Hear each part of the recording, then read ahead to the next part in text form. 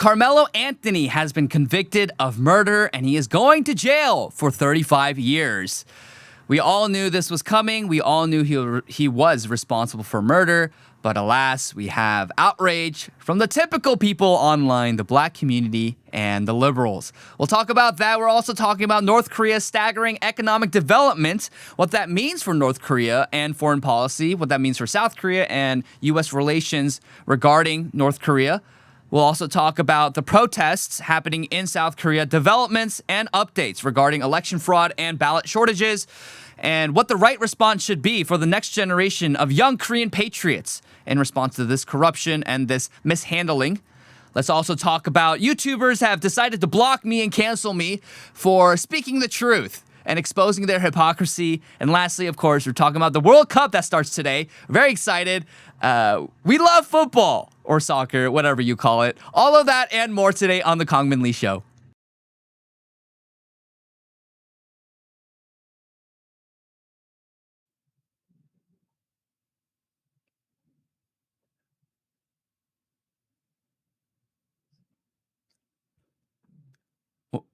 Oh, it's live? What happened to the intro? It's gone. Oh, the intro just... All right. Welcome, everyone, to the Kangmin Lee Show. There's a little bit of a technological error there. Producer E had a little slip up there. It's all good, though. I was like, what's going on? I was waiting for my cue, but it's all good. Welcome, everyone, to the Kangmin Lee Show. I am your host, Kangmin Lee. On this show, we talk about restoring faith, identity, and civilization from east to west. We love talking about politics and culture and revitalizing civilization. And that has to be the goal, always, to revitalize our nations, to help people think critically, and to understand the truth about what's going on with everything. Because I don't exist purely and solely to farm rage and rage bait and make people angry for no reason. I don't know why people think I do that. I will reiterate, I'm a very cordial guy. I'm a fun guy.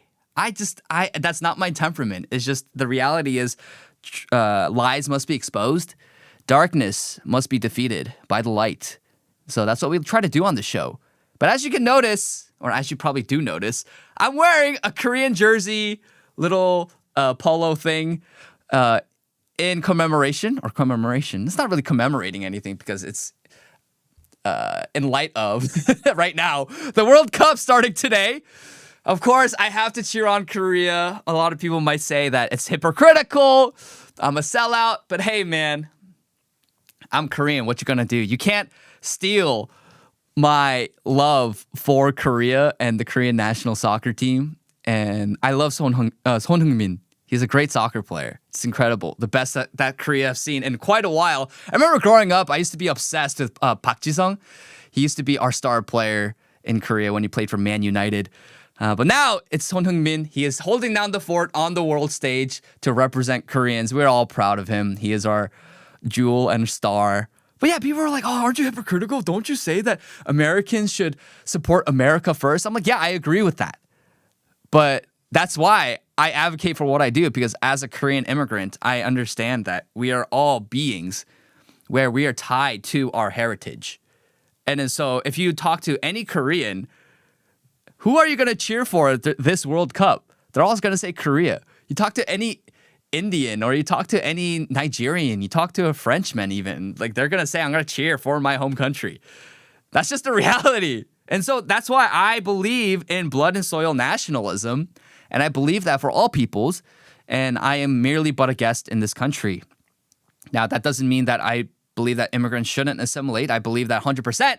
But, hey, man, I love Korea. Of course, I'm going to cheer on America as well. We love America, but yes, we are rooting for Korea during the round robin part of the World Cup. Go Son Heung-min!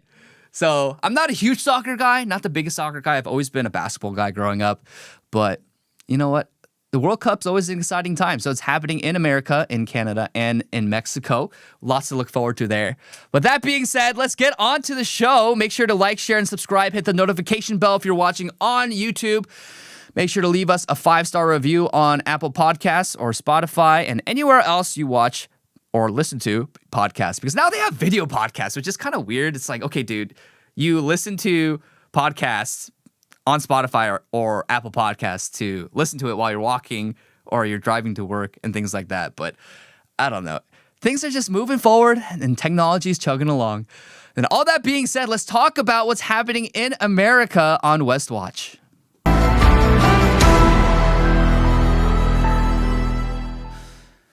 Of course, the Karmelo Anthony trial that has been making its waves through American culture and the zeitgeist for the past year.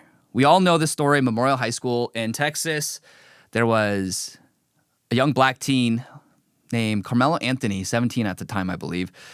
Now he's 18. He stabbed Austin Metcalf, a white 17-year-old, in the heart. And the breakdown goes, we all know this. We all know this story. He was in the tent of the Memorial High School track team. He shouldn't have been there. And he was told to leave 15 times to get out of the tent. You don't belong there. That's not your tent. And he said he would threaten. He threatened them. He said, touch me and find out. Make me.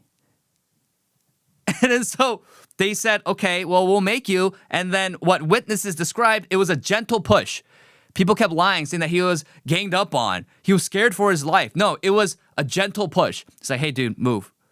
And even Austin Metcalf himself said, hey, man, I don't want to fight at a track meet.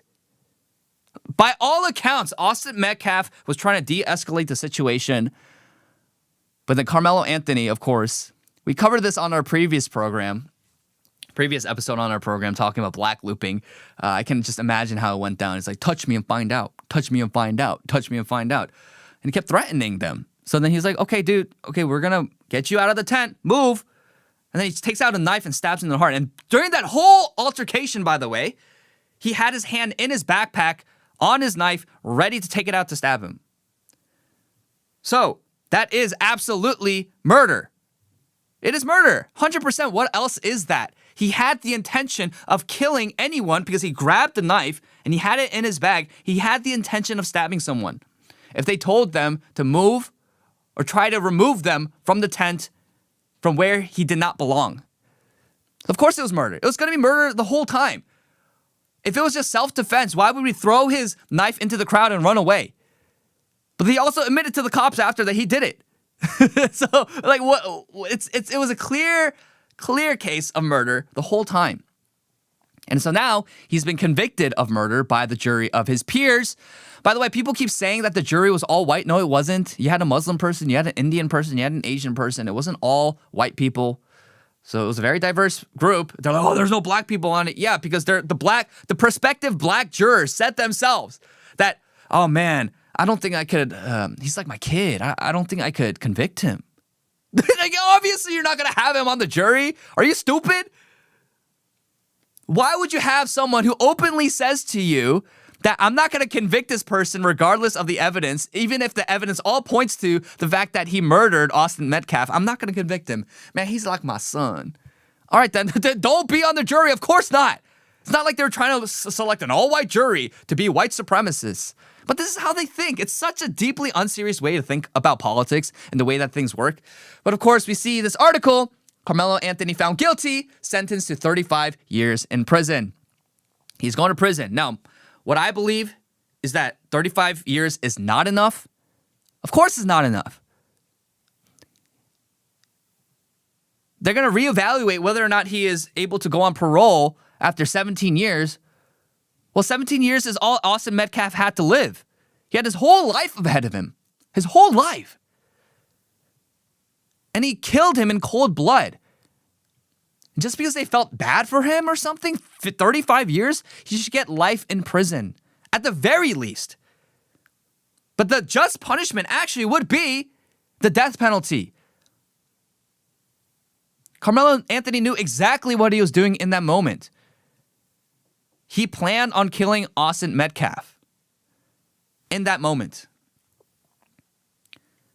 We need to get away from this soft on crime policy because all it does is it incentivizes people to continue to commit heinous acts of murder, to exhibit violent behavior with impunity because, oh yeah, well, if I do so, nothing's bad's really going to happen. But remember, especially if you're Christian, Romans 13, the state exists to be a terror to those who are wicked, to the evildoer. And then so the more that you withhold appropriate measures of justice from the most sinister and evil in society, no, you actually don't help them. You don't help us. It actually corrodes society, destroys trust in society, and more people have to suffer like Austin Metcalf did and the Metcalf family. So we need to be harsher on crime, and actually, we have an under-incarceration problem. And it's not racist. It's called being logical and common sense. If you constantly create an environment where people are incentivized to commit heinous acts of murder, violent crimes, because they'll get off easy, they're going to keep doing it. Of course. That's just how people are. We're motivated and we act accordingly to the incentive structures in which we abide in. Okay, that's just a reality of human nature. So if you create a system where people are incentivized to commit crime because they can get away with it and they're not punished severely, yes, you're going to see more cases like this. If you want to see less tragedies like this, enforce the law and administer the highest level of punishment possible.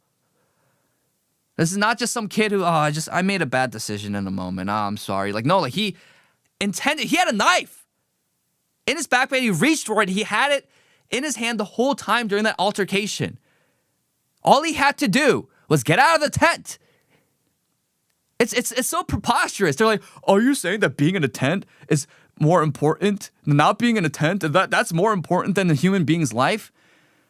Like, can we be serious right now?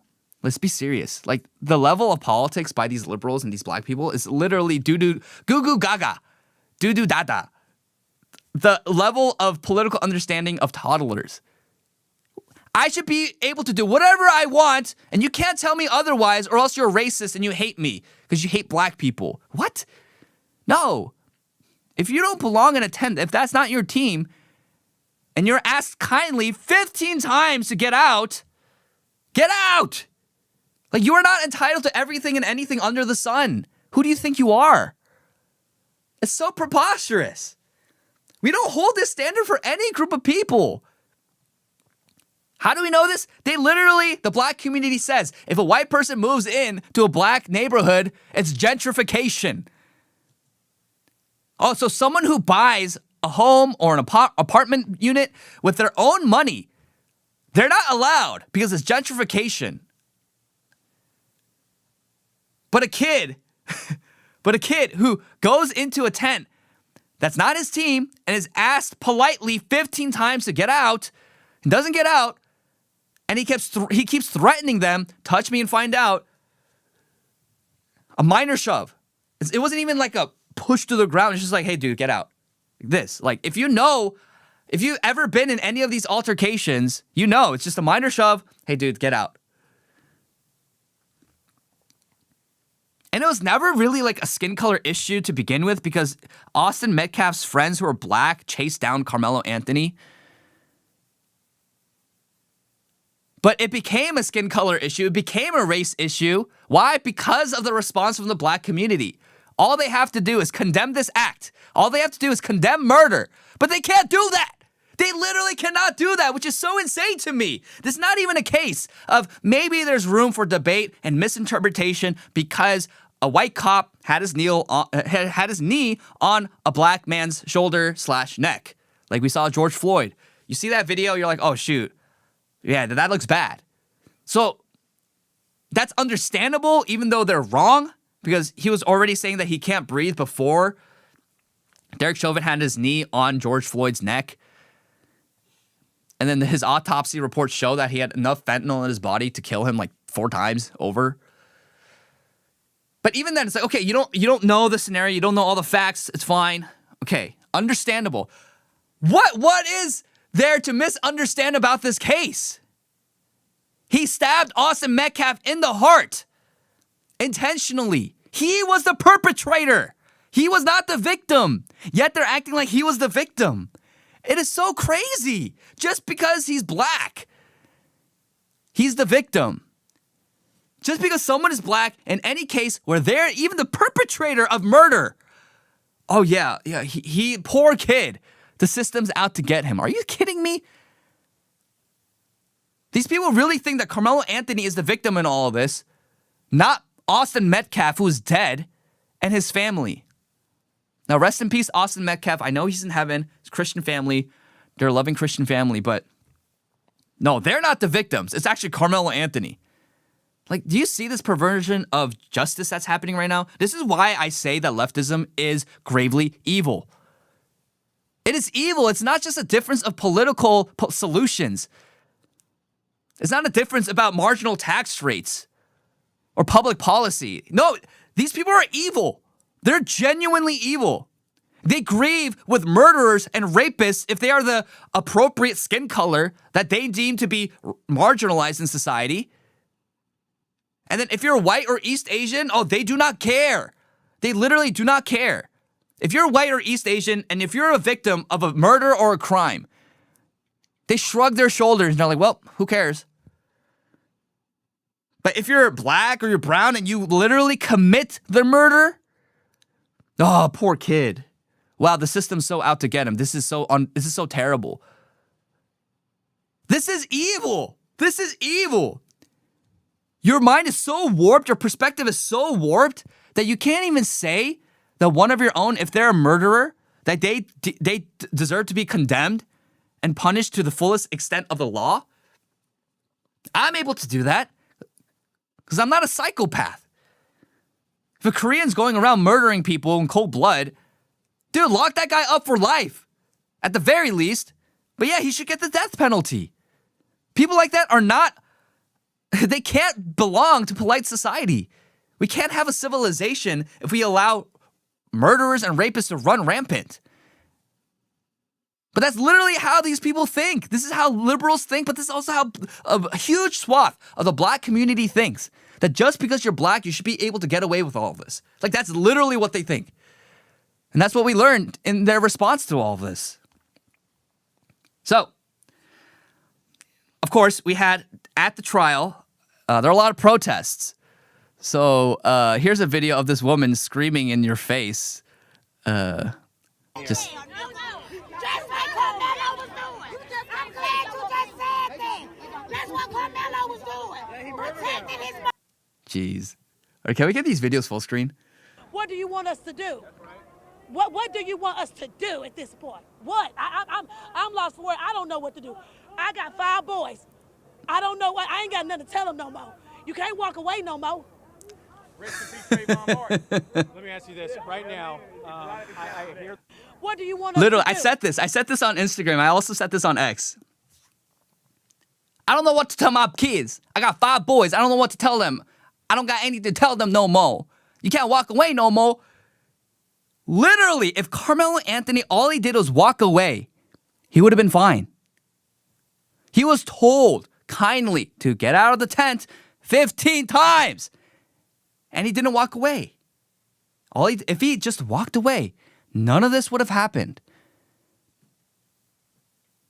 Literally. And said, oh, what am I supposed to tell my kids?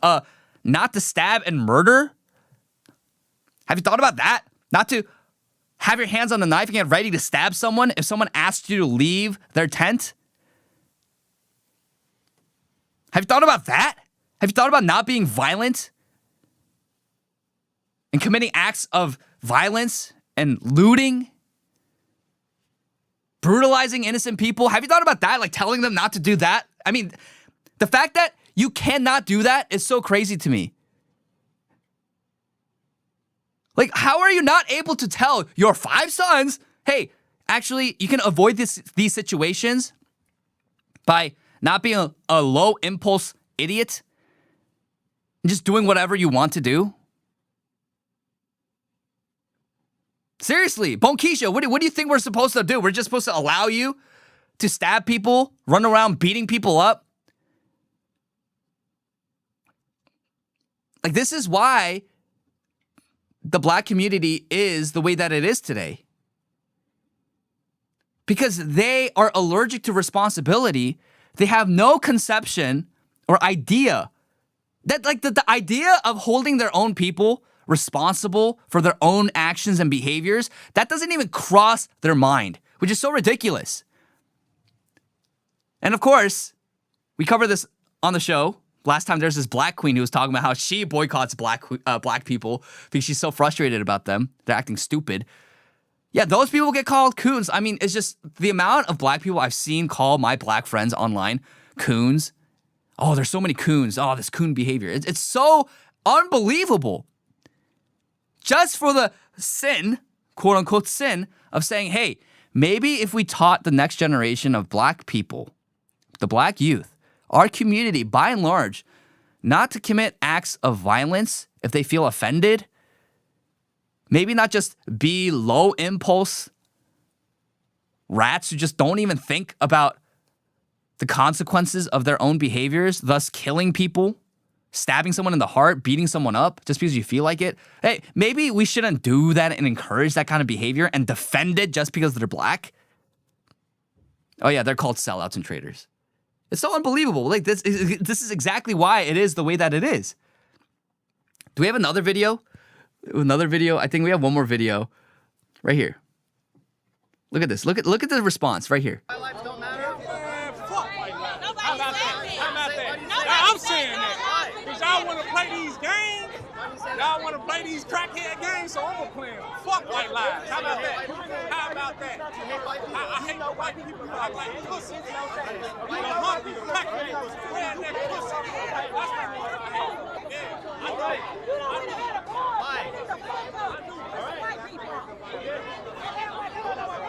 I'm on this up. That's it. Holding on. I'm just a guy holding his side. You know by me when they're talking to you, you're acting surprised to get black and fuck with a white person. You know why they're just holding his sign. I'm not afraid. So you saw that right there. I know you saw that, chat. If you're watching this program, I know you saw that.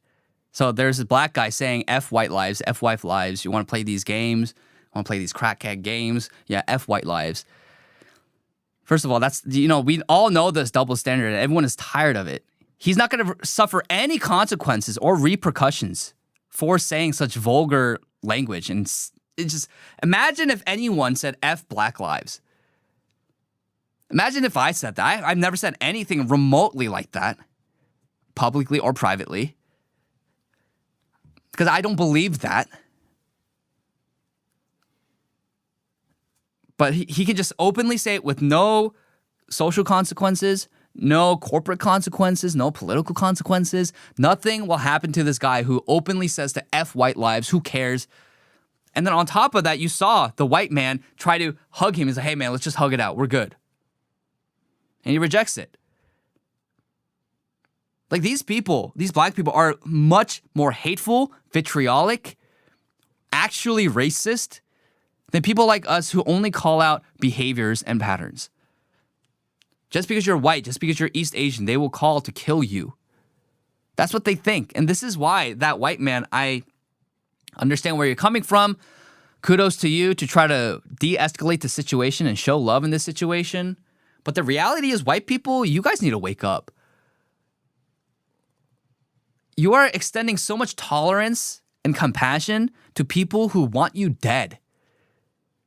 Like, how are you supposed to maintain a level of civility and order in society if you constantly say, people literally tell you to your face, F white lives, I want you dead.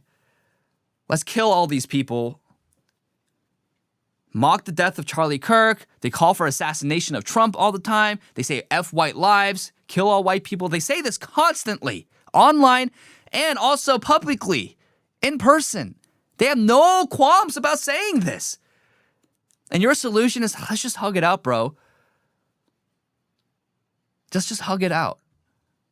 Well, look at what happened to Austin Metcalf when he touched Karmelo Anthony. He got stabbed in the heart. Like, you have to wake up. Like, this is not, again, a difference of just politics. There's a huge swath of people in this country who want you dead and will not stop at trying to kill you. Like, this is the situation that we're at. So white people, you need to wake up. Like, the white people are too tolerant They're way too tolerant for their own good. They tolerate the worst, heinous people in society.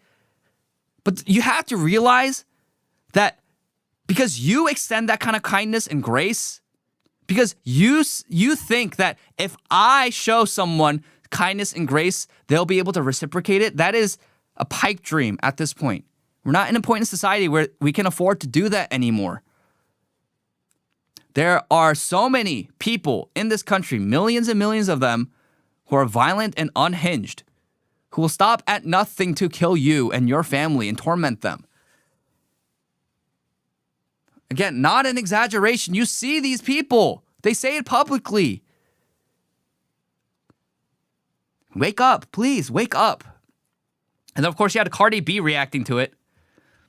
Wow, just freaking wow, disgusting. This is not justice. This is just trying to make an example. And I said, yes, an example to show that you're not allowed to murder someone and get away with it just because you're black. But that's how they actually think. That's how they actually think. It's an injustice because he got convicted with murder and now he's going to prison for 35 years. How is... Yes, we're trying to make an example. That's the whole point. But how are you saying it's disgusting? Like, they have no sympathy for people who are killed, murdered in cold blood for no reason. Innocent people who are murdered. They feel nothing. Cardi B is everything wrong with black leaders. Seriously. Can't even call their own community higher. Another example, Jasmine Crockett. For a kid who had decided to go under a tent that was not his team's tent as it was raining, and simply didn't want to be put out in the rain by some random kid that he didn't know who was larger than him. Listen, a lot of people don't know what it is to live as a black person in this country, but just like you can give the benefit of the doubt to so many police officers when they go out and they shoot some black unarmed person, even though they are trained, the fact that there was little to no mercy seen or humanity seen when this black boy said that I was scared, or the fact 35.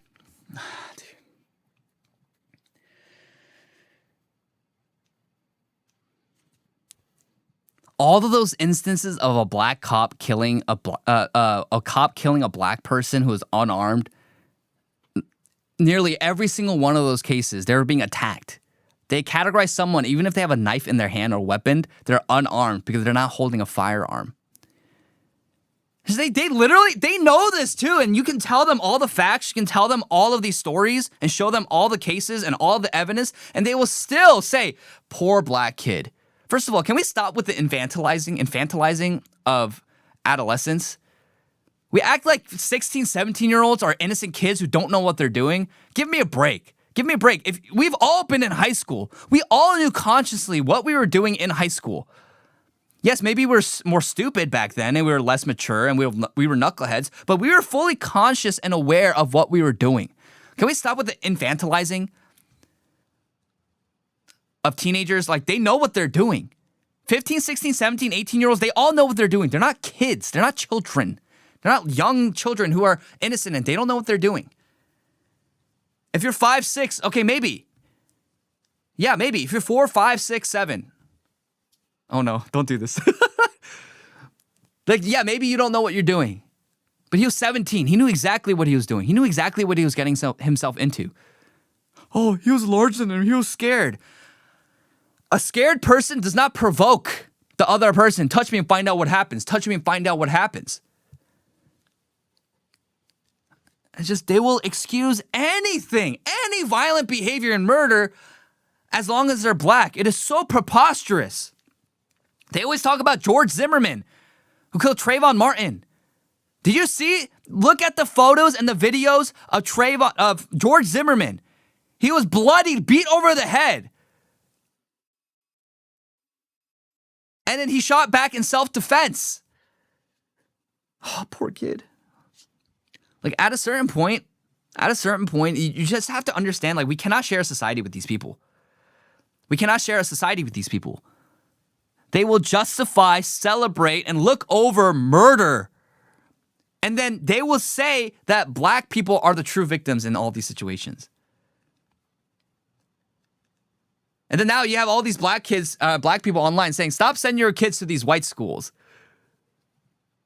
We should have stayed segregated. And then right here, oh, this Karmelo Anthony verdict being found guilty after a Chinese man was found innocent after chasing a black kid down and killing him should tell you everything we need to know about what our priorities should be in these United States. It's like they don't care about the evidence. Whatever suits their narratives to cry victim constantly and play grievance politics about how oppressed they are by all metrics, by every single measurable way that we can judge and assess society, black people are given advantageous preferential treatment in our court systems, in education, in hiring practices, even in social repercussions. I get fired. I'm so evil for saying, hey, black people, stop killing Asians. I'm so evil for saying, hey, stop acting violent in public. Clean up your act. I'm such a hateful person that I get fired. But black people, when they say, oh, we should bring back segregation. Oh, actually, we should actually kill more white people. They're not hateful. Nothing happens to them. They keep their jobs. They keep their connections. It actually helps them move up in society. You saw that with BLM. The BLM founders went on a real estate splurge because they're able to play grievance politics off of the death of a black man.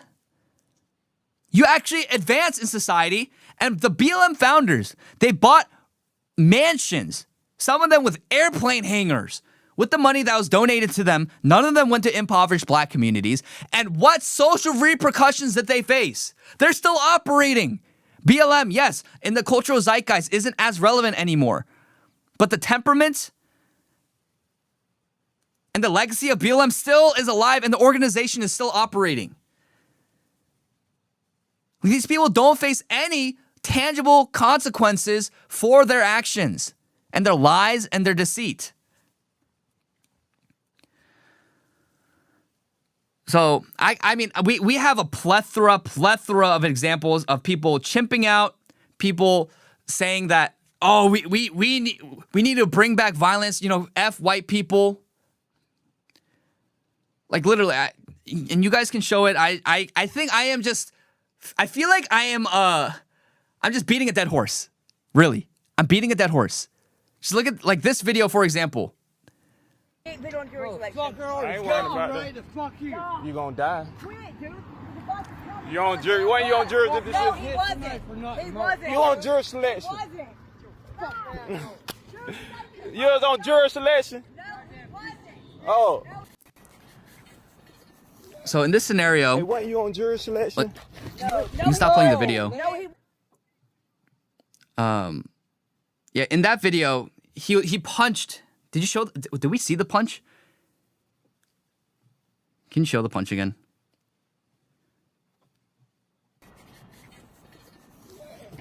Hey, what you on jury selection?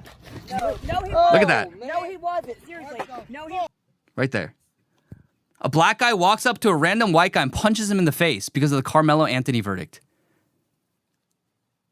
Like, how are you supposed to live in a society with these people? Like, how? And then if you peruse the internet right now, there's case after case after case after case of black people harassing and assaulting white people now because of the Karmelo Anthony verdict. Look, right here. Like, they're just so open and brazen about it. F it up, F it, dig Austin Metcalf up and stab his ass again. Where's Austin Metcalf buried? I need to take a piss. She should have stabbed the twin brother too. Man, a white MF better not even smirk the wrong way today.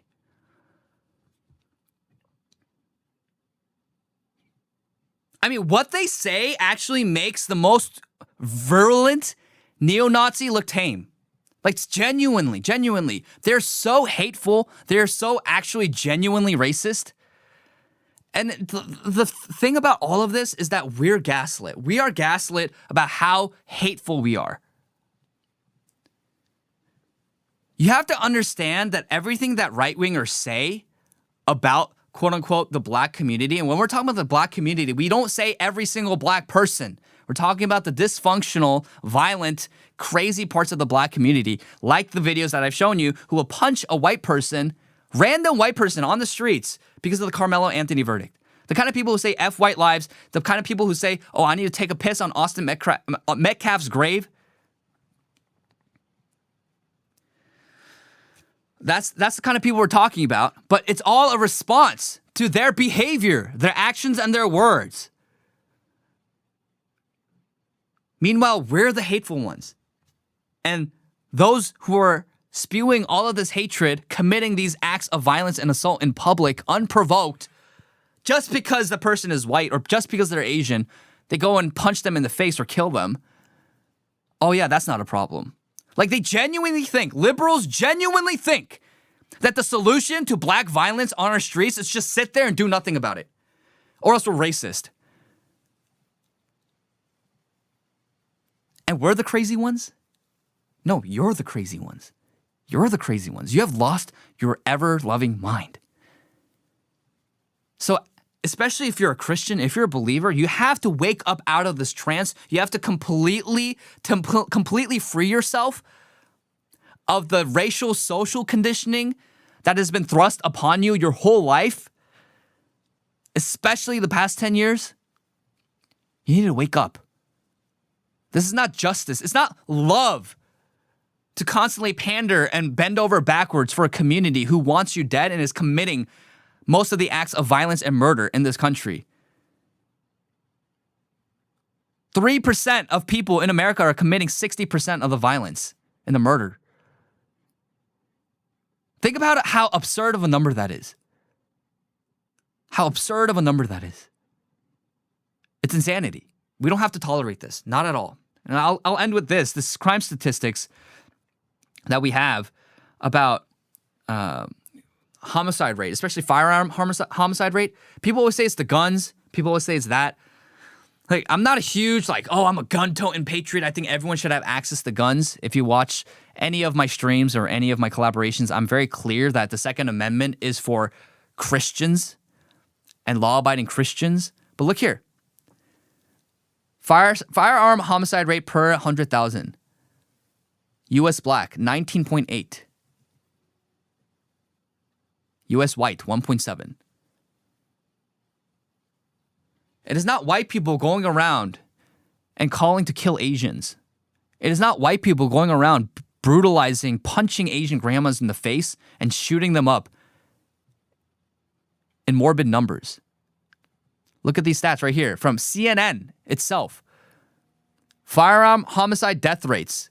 White, black in Missouri, 59.42, white, 2.77.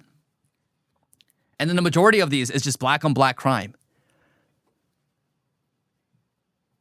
But it is not white people who are going around like, oh yeah, maybe the worst they'll do. The worst they'll do is they'll make like a squinty eyes thing, okay? Well, I make fun of them. I do like a little round eyes thing. Like that doesn't affect my life. Because I'm not offended by everything and anything that comes my way. But what I am concerned about are when Asians and innocent people are brutalized in the streets, targeted, killed, stabbed to death like Austin Metcalf, killed, shot, subject to gun violence. That's what I care about. So these boba lips who constantly gaslight us, white supremacy is the biggest problem. Give me a break. No one actually believes that unless you're retarded, you live in an ivory tower, you actually haven't dealt with reality. And that's the biggest difference between left and right, especially in America, but just all over the world. Leftists are idealists who do not live in reality. Rightists are realists who live in reality. And the reality is, it's black people who are committing most of the murder in this country, and as a Korean, against most of the Koreans in this country. So give me a break. And they always stat, oh, hate crime, hate crimes. How many times do I have to tell you nearly every single black on Asian hate crime, even if they say racial slurs while they're committing the violent crime, it's not categorized as a hate crime. So Karmelo Anthony, hope he rots in jail. Now, I know their family did file for an appeal, so I do believe it'll go to the appellate courts. I know that there's a very slim chance it's not going to happen that they give him a harsher sentence. But the greatest irony of it all would be if they take it to the appellate courts and they're like, you know what? Yeah, the sentencing was wrong. You deserve a harsher sentence. Life in prison. That would be the greatest thing of all. But all things being said, we should not tolerate, we should not be okay with murderers, thugs, running rampant, doing whatever they want just because of their race.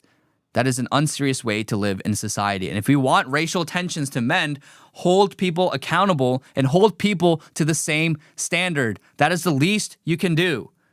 Instead of giving preferential treatment towards people just because they're of a certain race. Let's stop this nonsense. And at the same time, I think the biggest takeaway has to be, especially white people, but just people in general, it is naive and it is immature. And I would even say irresponsible to think that these people, these thugs in the black community, these hardcore leftists, to think that they share the same sentiments and temperament as you, they're just misguided. It is irresponsible and naive. Wake up. Prepare accordingly. Navigate accordingly. Because they will kill you and piss on your grave if they have the chance. Do not give these people the benefit of the doubt.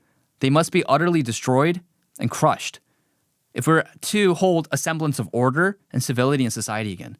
Because we cannot have the free marketplace of ideas when one side is trying to kill you for your ideas. Let's move on to what's going on in the Korean Peninsula on Eastwatch. All right, well, we're having some technical difficulties, but let's talk about what's happening in Korea. Oh, what the heck? Whoa, there's two of me. Let's talk about what's happening in Korea. So, in Korea, North Korea, I saw this article on the Wall Street Journal. It says the world's most surprising economic success story is North Korea. Arms sales to Russia and goods from China provide boost. Despite sanctions, the regime is wealthier than ever. Now, I can't read through the article because it's behind a paywall, but I will summarize the findings and also other research that I've done. But the reality is North Korea is not the North Korea of the past.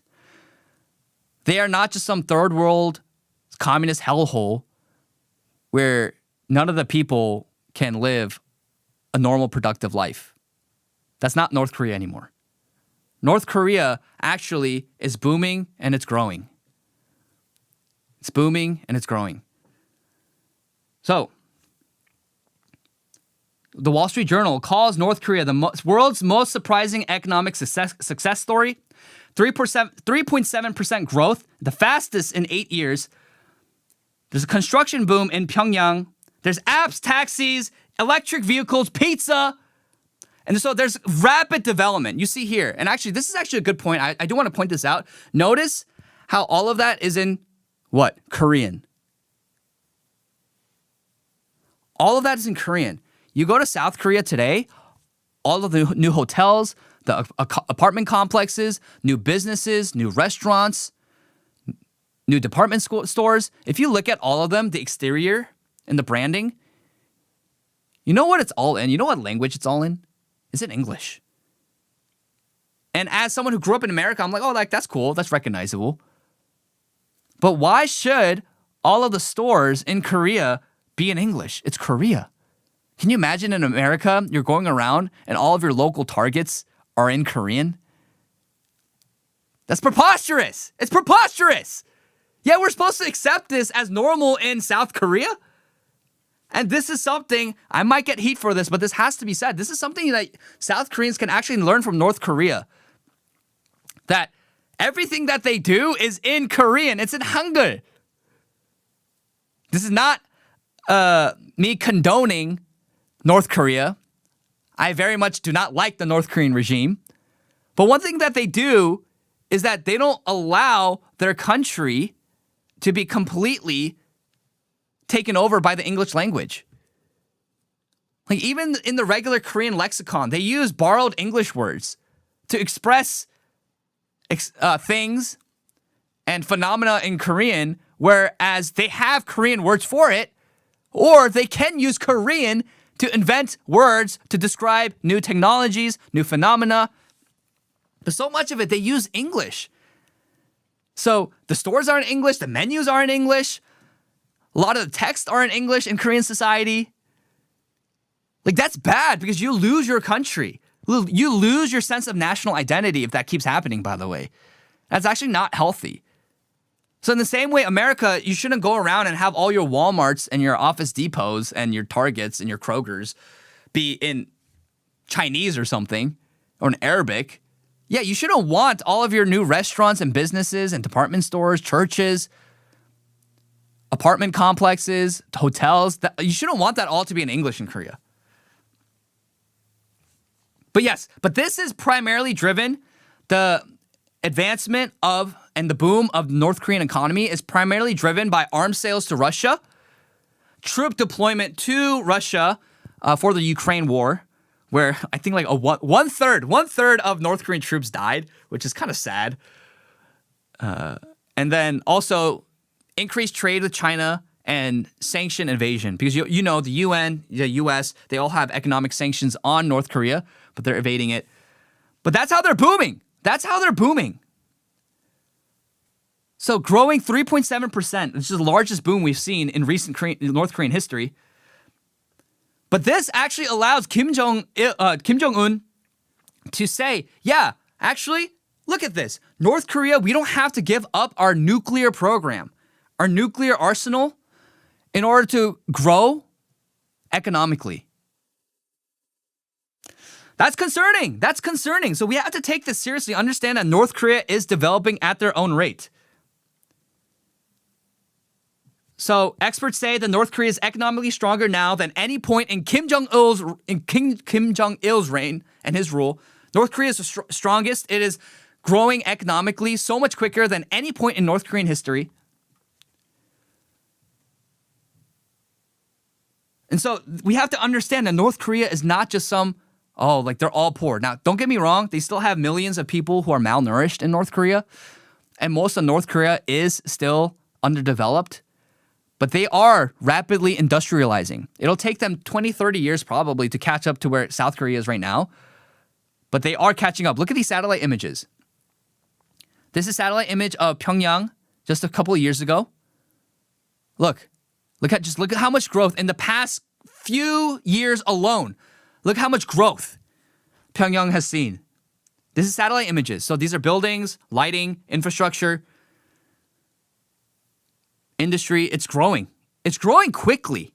It is growing quickly, and we have to be real about this. We can't constantly be like, oh yeah, North Korea, oh yeah, they're just stupid and they're just all poor and they're all underdeveloped. Like, here's a video. Look at this picture. This literally looks like South Korea. Not completely, but this is what buildings in South Korea look like. Like, look at you see the Koreans walking.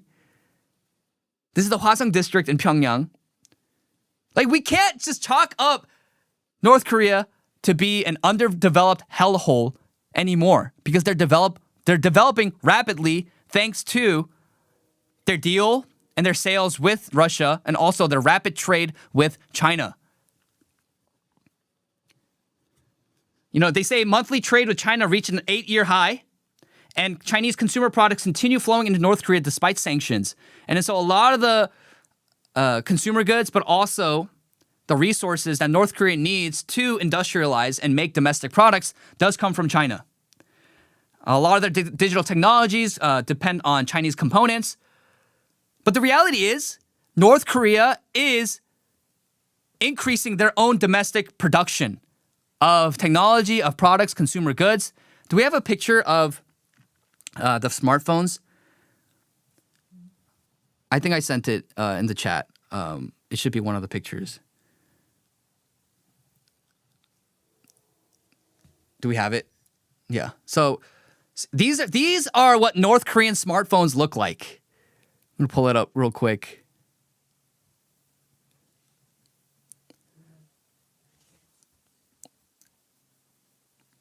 All right, we're having a lot of technical difficulties today, chat. I have no idea why. I do apologize. Not everything runs as smoothly as we'd like, but it's all good. Things happen.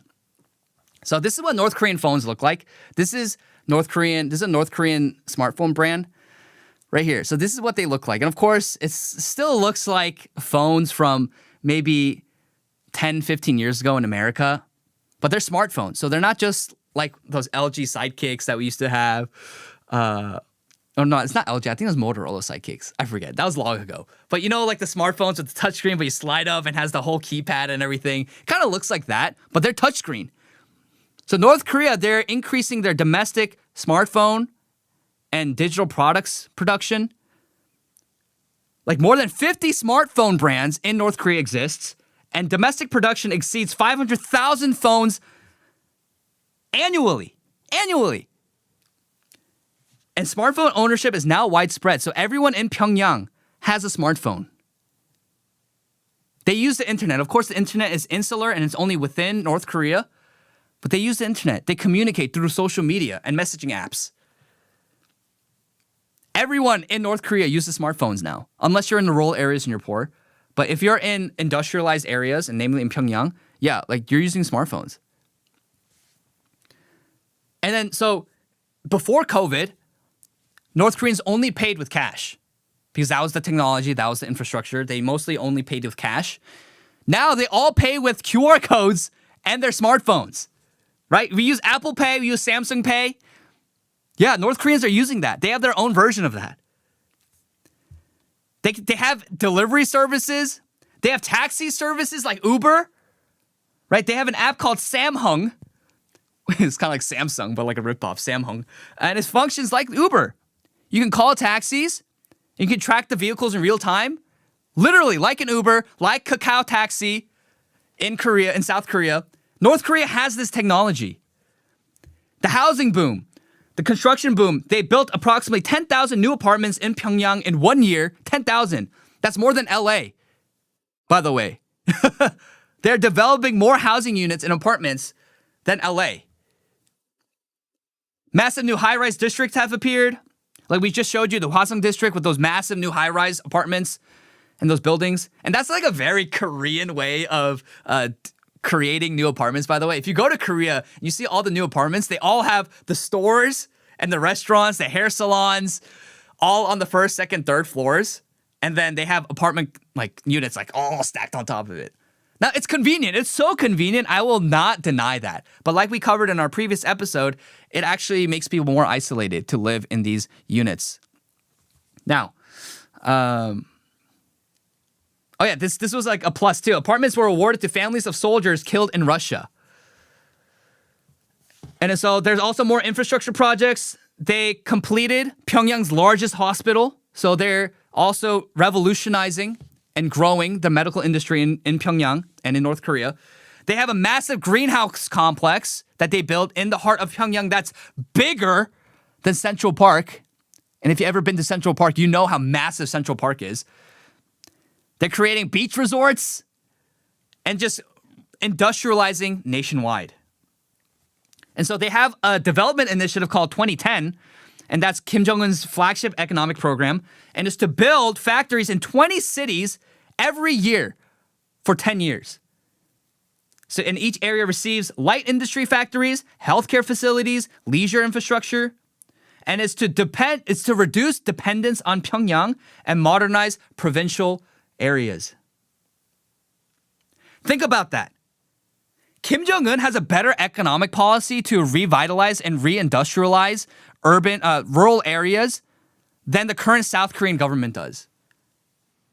Shocking. Like seriously, that's shocking. The fact that a communist dictator has a better economic initiative, whether or not it succeeds or not, but as we can see with the economic growth of North Korea, as they allow for trade and they reindustrialize, and they actually open up their markets a bit to allow for economic activity for people to own their own property and their own money. Not genuinely communist, by the way. Like, it's not actually communist in their economic policy. But yeah, this communist dictator has a better economic initiative to industrialize and modernize rural areas of North Korea than the South Korean government does for rural areas of South Korea. Like, think how preposterous that is. That just shows you how incompetent and short-sighted the Korean government is in Korea right now, South Korea. But think about that. Like, this is something that the South Korean government can do, by the way. have an economic initiative to reindustrialize rural areas. This is actually something that President Yoon was doing to revitalize Samsung factories and Chaebol factories in poorer and lesser known areas in Korea to allow for workers to get higher wages and reindustrialize or industrialize and modernize certain areas of Korea that is overlooked outside of Seoul. That's what he's actually doing. The DPK doesn't even care about that. They have all these slogans about, oh yeah, we care for everyone to have a living wage and be able to afford a family. It's like, you're not doing anything about it. Also, this is interesting. I mentioned this, by the way, that they have pizza in North Korea now. Right? So North Korea used to be a place where they can't even conceptualize bringing anything Western into their country. But now, right, their restaurants, they have pizza restaurants. They have sushi restaurants. They have cafes like South Korea does. And of course, we mentioned the mobile payment systems that they have. Retail. Department stores carry luxury style goods. They have Chanel. They have Ray-Bans. And by the way, the reason why they're able to do that is because America has offshored their manufacturing all to China. So that now China is able to take those goods that are supposedly only be for America and for Western brands. They can just give it to North Korea.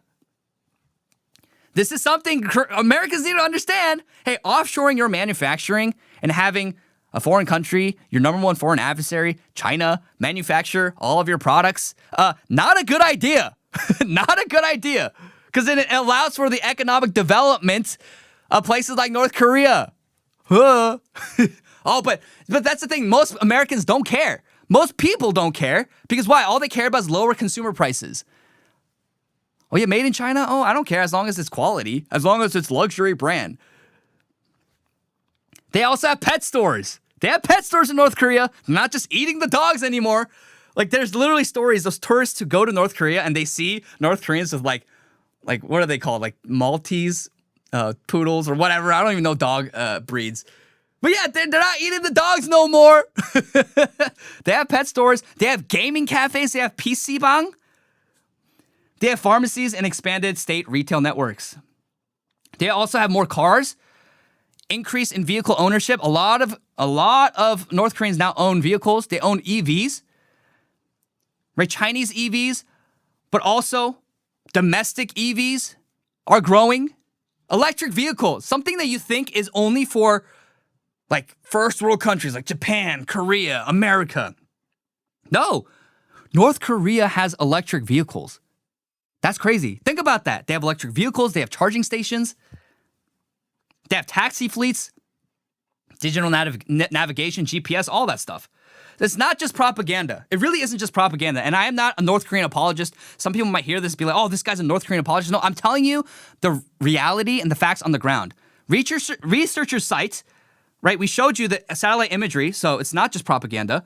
Greater nighttime brightness from satellite imagery, expanded oil storage facilities, increased vessel activity, more crowded parking lots, busier streets, more construction visible across the country, and growth observed independently by foreign visitors, analysts, South Korean think tanks, even spy networks in South Korea are reporting this, that North Korea is booming economically. Now they're growing. Now again, like I said, nearly half the population is still malnourished.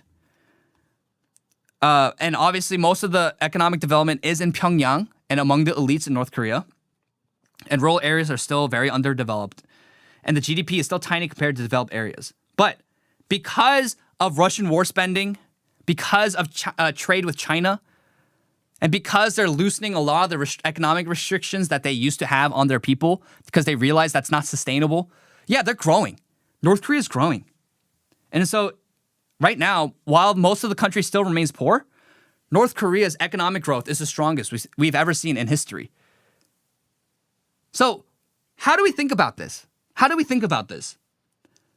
Well, first of all, one thing we need to think about is North Korea's relationship with Russia. So North Korea's relationship with Russia is that they signed 2 years ago a mutual defense pact, which says that if any country invades their country or attacks their country, if they are on the defense, then the other country is contractually obligated to send defense forces, to send troops to help in the defense efforts. But Russia outlined in the pact that if North Korea is invaded, if North Korea isn't the aggressor, no, is the aggressor, sorry. If North Korea is the invader and North Korea is the aggressor, Russia will not get involved.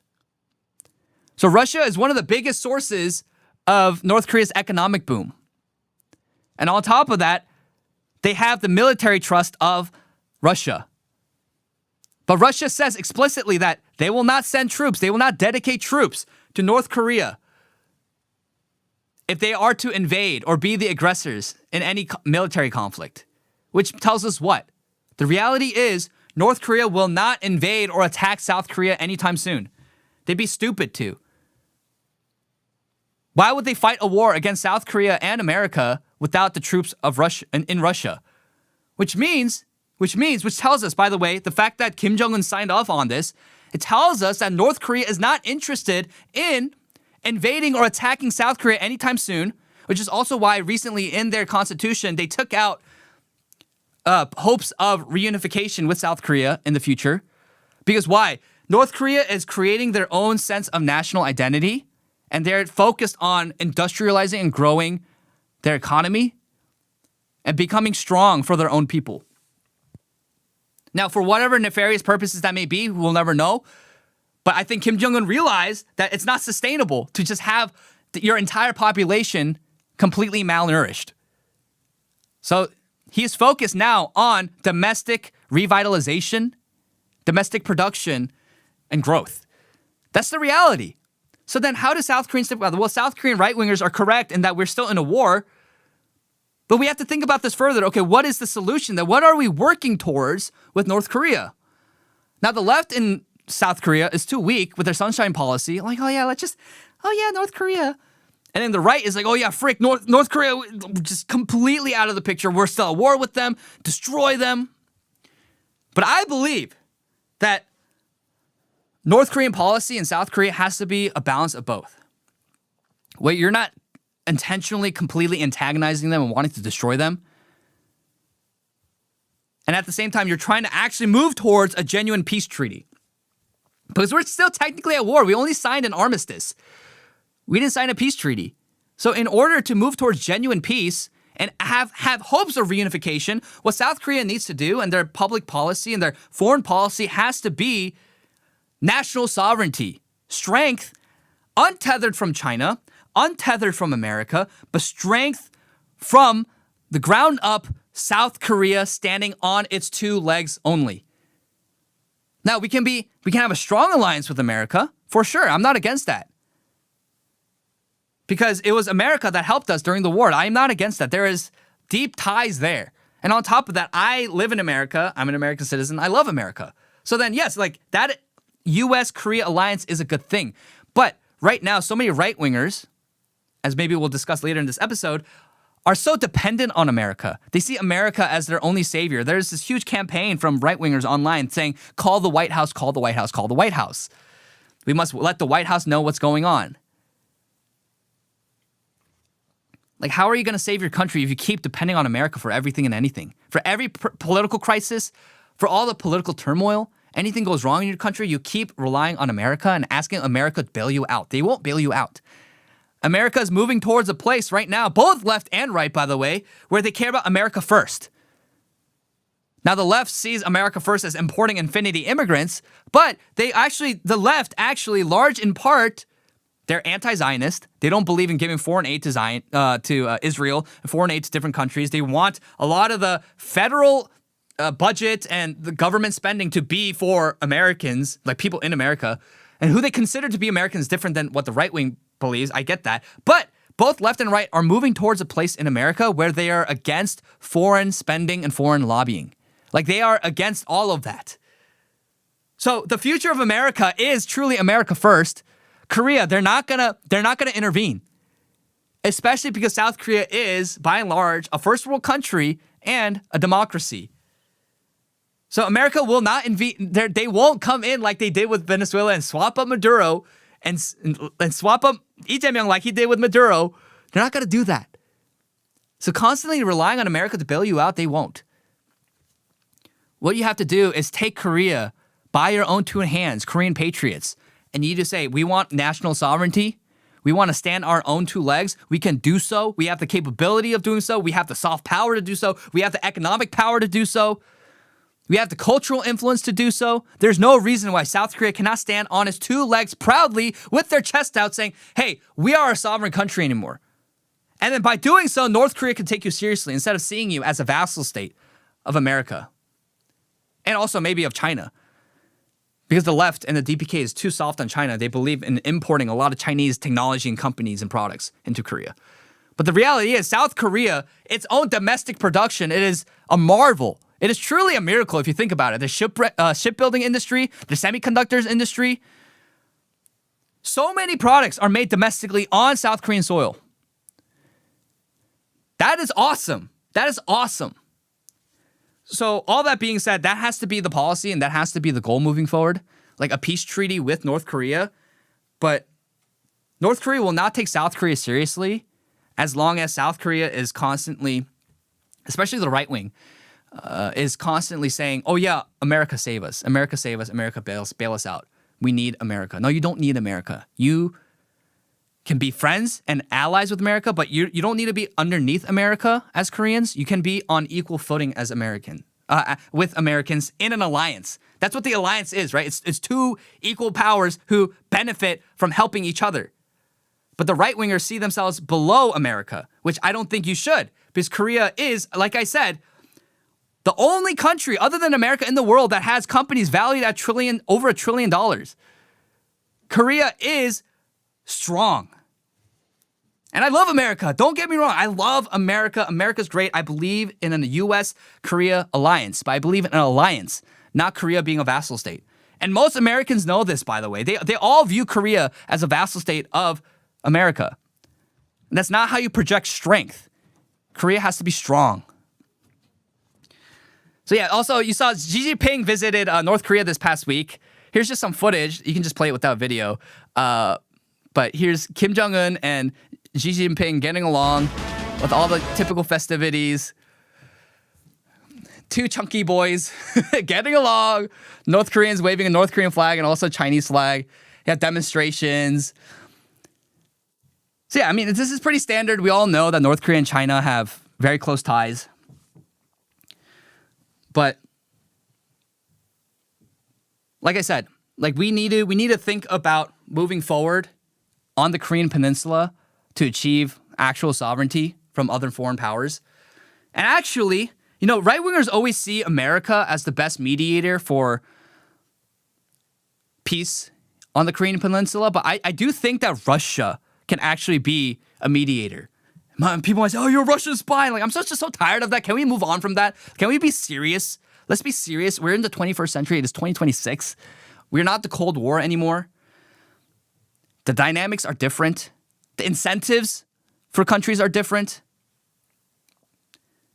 Like, Korea needs to consider Russia as a potential way to mediate relations between the two Koreas. I believe this. Like, there are so many things, like fuel and gas, for example. Right now, Korea gets all of their oil from the Strait of Hormuz. But imagine if you're able to get a lot from Russia. Like, that would drive down costs. That would help industrialization and the economy. But because Russia has signed that mutual defense pact with North Korea, it shows us that Russia has no interest in attacking South Korea. They're not belligerent against South Korea. So then exploring having Russia be a mediator between the two Koreas, because the two Koreas, by and large, have a lot to benefit from Russia, like we outlined with North Korea, arms deal, sending troops, all that stuff. That's a way, probably, where we can move forward. And of course, we have America in the picture. Having a peace treaty and a peace deal without America would be stupid. But I think Trump actually has the opportunity to do this. Trump is the only only American president ever to walk on North Korean soil and enter North Korea. Like, what a Chad. You guys remember during the first administration, he just walked over the line with no guards, No soldiers, no bodyguards. Walked over to the border, shook Kim Jong-un's hand. What a freaking boss, dude. That's strength. That is strength, man. Trump is strength. Not Lee Jae-myung. What a freaking loser. Like this guy right here. Look, he just walks over. No security guards. No bodyguards. He's like, I'm gonna just do it. And he goes, he shakes Kim Jong-un's hands. He has a conversation. That's strength, man. Donald Trump is strength. That's why it's like a lot of his administration, like I've been critical of, but also I understand that he has changed a lot of things for the better in American society. But Trump is strength, man. Trump shows strength. So that's my thoughts on North Korea. Let me know what you guys think in the comment section down below. But North Korea is revitalizing and growing economically. And South Korea, and also America too, needs to take a strategic and practical approach towards reunification of the two Koreas, but at the very least, a peace treaty. But the thing is, South Korea needs to stand on its own two legs. And we need to move forward because the reality is, I'm half North Korean, by the way. My great-grandfather and my grandfather fled North Korea during the Korean War when the UN forces and the Allied forces took over most of the Korean peninsula. So I am technically half North Korean. Not North Korean like, oh, I'm half communist, things like that. But genetically and ancestrally, I'm half North Korean. They're still Koreans. And so we should want, even though we're divided by ideology and history, we should still move towards a future where we are unified as one Korea. Where we're not communist, but we're also not egalitarian, but we're an ordered, just, thriving, flourishing society. And I believe that can come. I believe that's what's on God's heart as well. God started the revival, a Christian revival, and the Christianization of Korea in Pyongyang in the early 1900s. That's where Christianity blew up on the Korean peninsula. That is the inheritance of the North Koreans. It's Christianity. It is the one true faith. So that's what we desire. We desire that. So let's move forward. Let's be a little smarter about what we advocate for. And please, for the love of God, South Koreans, the South Korean government, can you actually do something and be competent? People are sick of you. Speaking of the South Korean government, we're going to talk about the election mismanagement and the ballot shortages that happen. So now university students are rising up. They're all expressing their concerns. Here, this post says 12 colleges, but as of right now, it's 18 colleges. Students from 18 colleges have been rising up, letting people know, hey, this is not, we're sick of this corruption. How is it that dozens upon dozens of polling stations had ballot shortages and that thousands of Koreans were not able to vote on election day? This is atrocious. This is unacceptable. Look, you see all of these students. 서울대, 서강대, 연세대, all these really great schools. And they're all putting their varsity jackets out and protesting, asking for a re-election, asking for investigation, for transparency. Good on them. Seriously, good on them. That is so good. And I'm so glad to see so many young Korean patriots rising up to stand against corruption and the incompetency of the current regime, the left-wing regime in Korea right now. But one thing we have to understand is, what are we doing this for? Like South Koreans, these young Korean patriots, they're all advocating for fairness in elections, which is good. Election security and election integrity, good. All good things. We don't believe in corruption. We believe in fairness. We believe in the rule of law as conservatives. But is it just for the sake of voting? Do we advocate for a re-election? Do we advocate for democracy and for every eligible voter to vote just for voting's sake? For democracy's sake? No, I don't believe that. We advocate for that so that we can win. The immediate goal of politics is to win. Why? So you win so that you can exercise power. and you can carry out your goals in society, for the family. That's why we do politics. That's the whole goal of politics. We want to orient our society towards our goals. And in order to do that, we need to attain political power. But in order to attain political power, we need to win. You need to win. So then, why are we so obsessed with everyone getting the right to vote? Which, again, I'm not against it insofar as it exists, like universal suffrage exists for all people.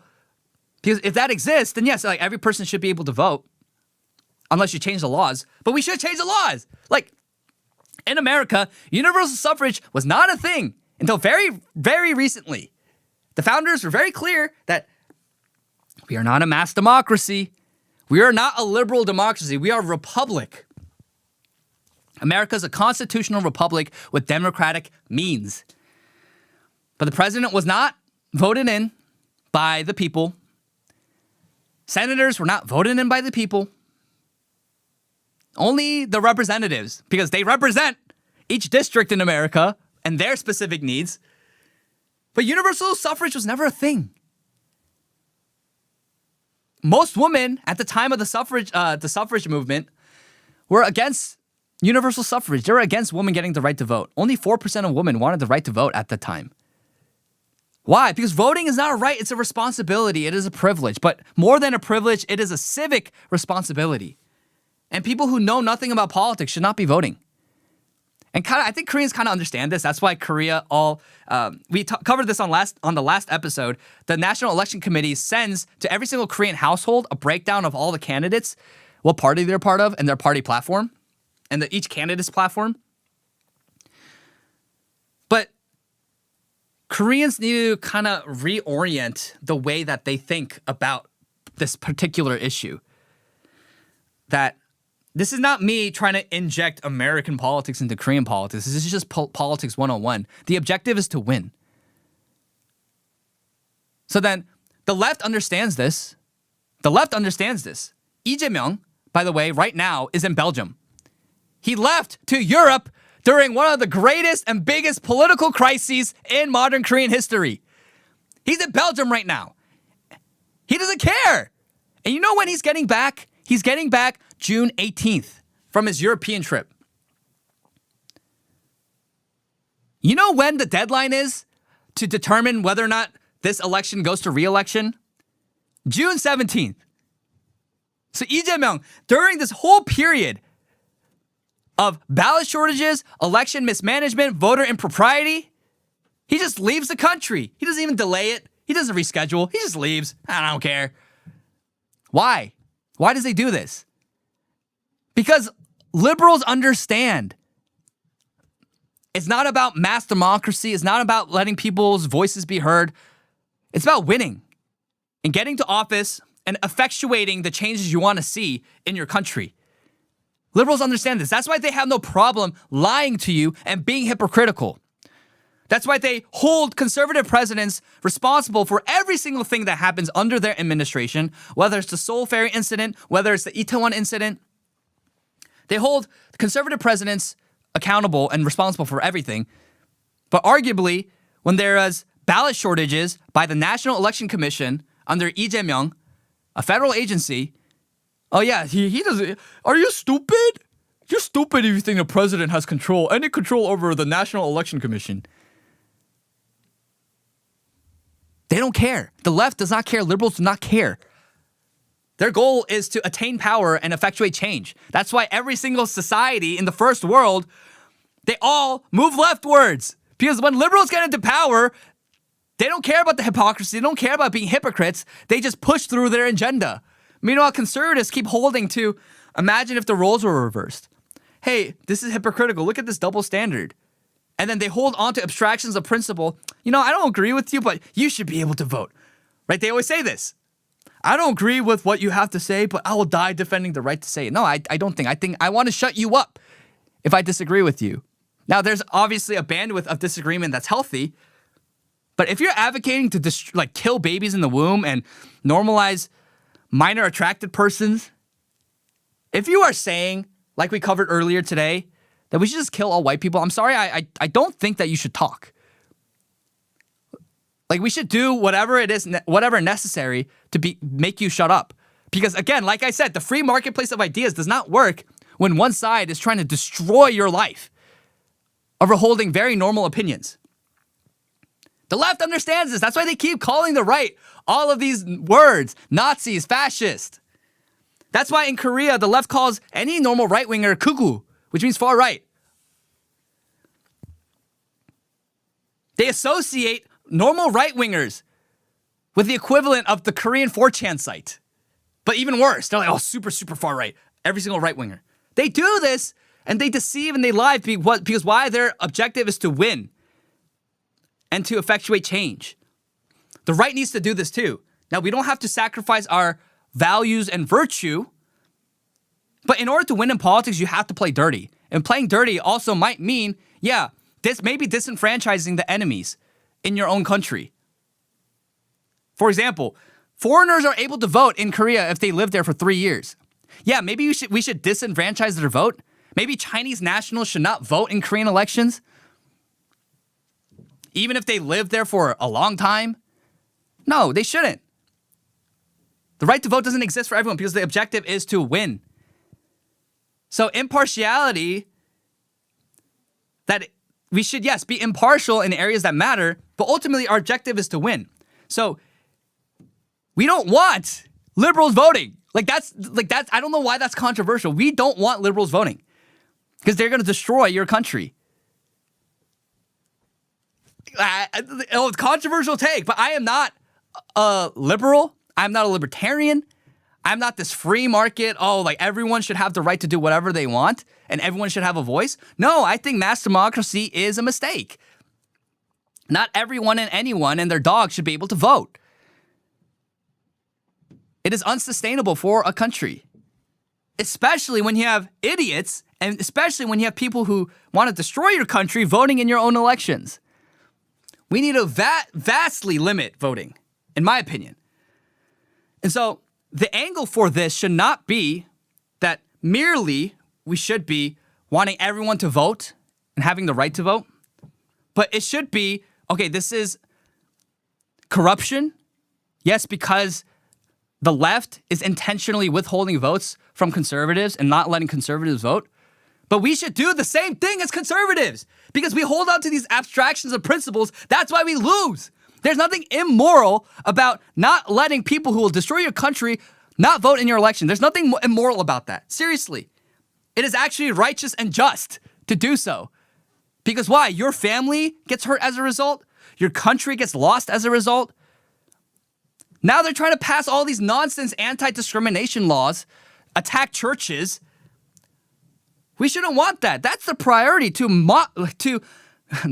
I was like thinking in Korean. 그걸 막아야 돼요. Like we have to stop that. We have to prevent that. So conservatives need to wake up. We need to stop with this abstraction of principles because what happens as a result? We have Chinese infiltration into Korea. Now, how widespread it is, I don't know personally because I'm not on the ground. But in Jeju-do, the island south of South Korea, it's like Korea's Hawaii. Like you have Chinese people flooding in, singing the Chinese national anthem, waving Chinese flags. Look at this video. Waving Chinese flags, singing the Chinese national anthem.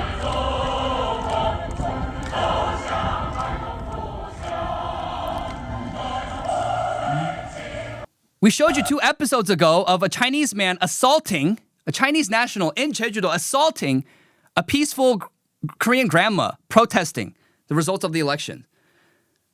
Right? We have examples of Chinese nationals becoming cops, examples of Southeast Asians becoming cops. Now, how many of these cops who are assaulting people on the streets and peaceful protesters are Chinese? We'll never know because they're all masked. But this is what happens when conservatives are so obsessed with principles while the left gets their way. They're able to infiltrate your institutions that you love in your own country with foreign nationals. You must reclaim your sovereignty, but that also looks like maybe playing a little dirty because politics is dirty. But if you hold if you hold the standard of, I want to be fair to my enemy, while your enemy does not hold that standard for you, you will lose. You will continue to lose. Now, I'm not saying get violent on the streets. I'm not saying be a corrupt politician. What I am saying is stop giving the benefit of the doubt to your enemies. Stop giving equal treatment to your enemies. That's not how you win. That's not how you win. You need to beat your enemies. You need to win in politics in order to get your way and effectuate positive change. And we know that this will be popular, by the way. Lee Jae-myung's approval ratings have plummeted. They plummeted to 50%. Now, he used to be, like, when he first got into office, like 70, 80%. It was really high. Now it's plummeted because of his mismanagement of the situation. Koreans are pissed. Koreans are pissed. And so now people all over the country are rising up. In Daegu, which is my hometown, by the way, where I was born. But in Daegu, we have people in Busan. Yeah, show that video. Right here, this is Daegu. So people marching in Daegu, people also marching in Busan. This is not just Seoul now anymore. Right here. That sounds like a fart. I think it's like the music in the background, but it sounds like a fart. Yeah, like they're marching. Koreans are pissed. They're like, what is going on with this administration? So as a result, no, people are going to clip that and they're going to be like, oh, he farted. So as a result, what should the proper response be? Well, like I said, the objective is to win. So right-wingers need to play to win, not play to, oh, it's not a left or right issue. Oh, it's not just about, like, I disagree with you, and I disagree with what you want in our country, but I'll defend your right to say, I mean, it's politics is getting to a place where that's not even feasible anymore. So you need to win. And if you truly believe that what you want for the country is best for the country, you will do whatever it takes to win. Like I said, don't be corrupt, don't be deceitful, don't lie. But also, don't hold to these abstract principles of universal suffrage and, yeah, everyone can just vote because I'm such a good person. Like, no, like that's not how we do politics. We shouldn't do politics that way. We need to win. 이겨야 돼요. Like, we have to. Now, that being said, the last thing I want to talk about this issue, which, again, oh, by the way, in all of that, the youth has to be mobilized. So the People Power Party, 국민의힘, they have to reach out to the youth and give them substantive, tangible political solutions to help them. Right now, I don't even know what the People Power Party is doing. All they do is they just sit on their hands and just like, oh, look how bad the DPK is. Vote for me because the DPK is so bad. Okay, what are you going to do to allow for healthy family formations and community building? What are you going to do to industrialize dying villages and towns in Korea? What are you going to do to increase the birth rate so people aren't so freaking beat over the head by societal pressures in Korean society that disincentivize having children? What are you going to do to stop the flood of immigrants into Korea so that Korean citizens feel like a foreigner in their own country when they're taking a leisurely stroll through their local river, like river walk? That's what we need. We need tangible solutions. Yet the People Power Party is all just mouthing off about how the left is so bad, the DPK is so bad. That's true.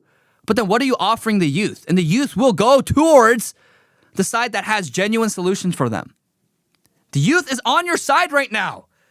Capitalize on it. Give them solutions, offer them solutions, execute those solutions. Yet they do nothing. They just sit on their hands and talk about how bad Lee Jae-myung is. It's like, okay, dude, we get it. We get it. The DPK is bad. I think they're bad. But we have to have a positive vision for the future of Korea that doesn't only include the other side is bad. That's why you need to vote for me. The youth is energized. So the youth now need a solution. They need a leader to help them. That being said, I want to talk about this. There's this guy named Dr.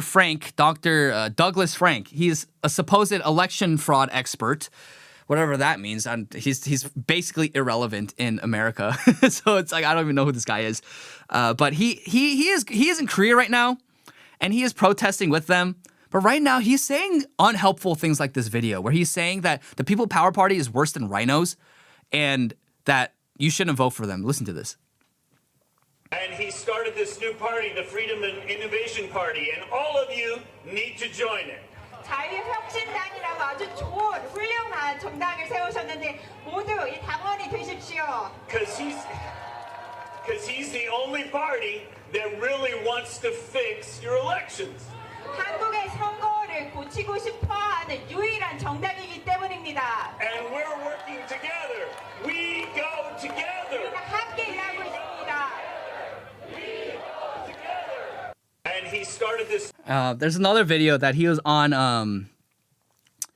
What's it called? A show on Mike Lindell's TV broadcast, Lindell TV, and he says that the People Power Party is worse than rhinos. Listen to this. There's a party here called the PPP. It's the largest conservative party in the country.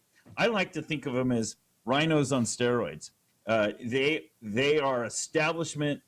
They don't like this happening. They're saying, "Oh no, we need to just accept this and move on." What does that sound like, right? And they put infiltrators in the crowd to get people to stop saying that there's election fraud, just that we want to do a re-election. But no, the crowd, this crowd, there are people. I'm telling you, these people, they caught on right away, and they're yelling, "We want one-day elections. We want hand counting. We want there's tons of election fraud." And now the churches are getting involved. And this is something that's really different in Korea versus America. The churches are actually taking the lead. It's interesting. And in fact, I've been to 2 church services this last 2 weeks and 2 prayer meetings. This morning I was in a prayer meeting and 10 pastors came around and laid hands on me. They're sending me back to America. As you know, I'm returning to America 2 days from now, Thursday morning. And they're saying, "Please go back to America, and please, Dr. Frank, we're desperate. Please bring the Americans to help us." So anyway, it's interesting, though. The infiltrators are trying to get them to take the American flags down because they don't want it to look like they're asking for American help. They don't want the Americans here. Yet there's this strong alliance. So it's really interesting. There's like this political thing. But I got to tell you, the grassroots movement is strong and conservative, and they are our people. And boy, oh boy, do they want reform.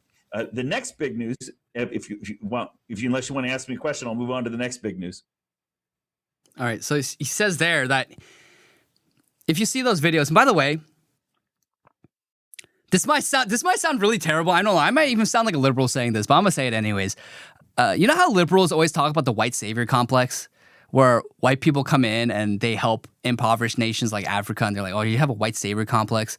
Well, that's usually attributed to white people when they're just trying to do good things for people in need. But here, I don't want to attribute motives to this guy. I don't know who this guy is, but you can see just the grin on his face. It's just he has that white savior complex where Koreans are coming in, they're so desperate. They're like, "Please save us, Dr. Frank. Please save us." And he's like, "Oh yeah, like I'm the guy. I'm the guy for the job. Yeah, you need me."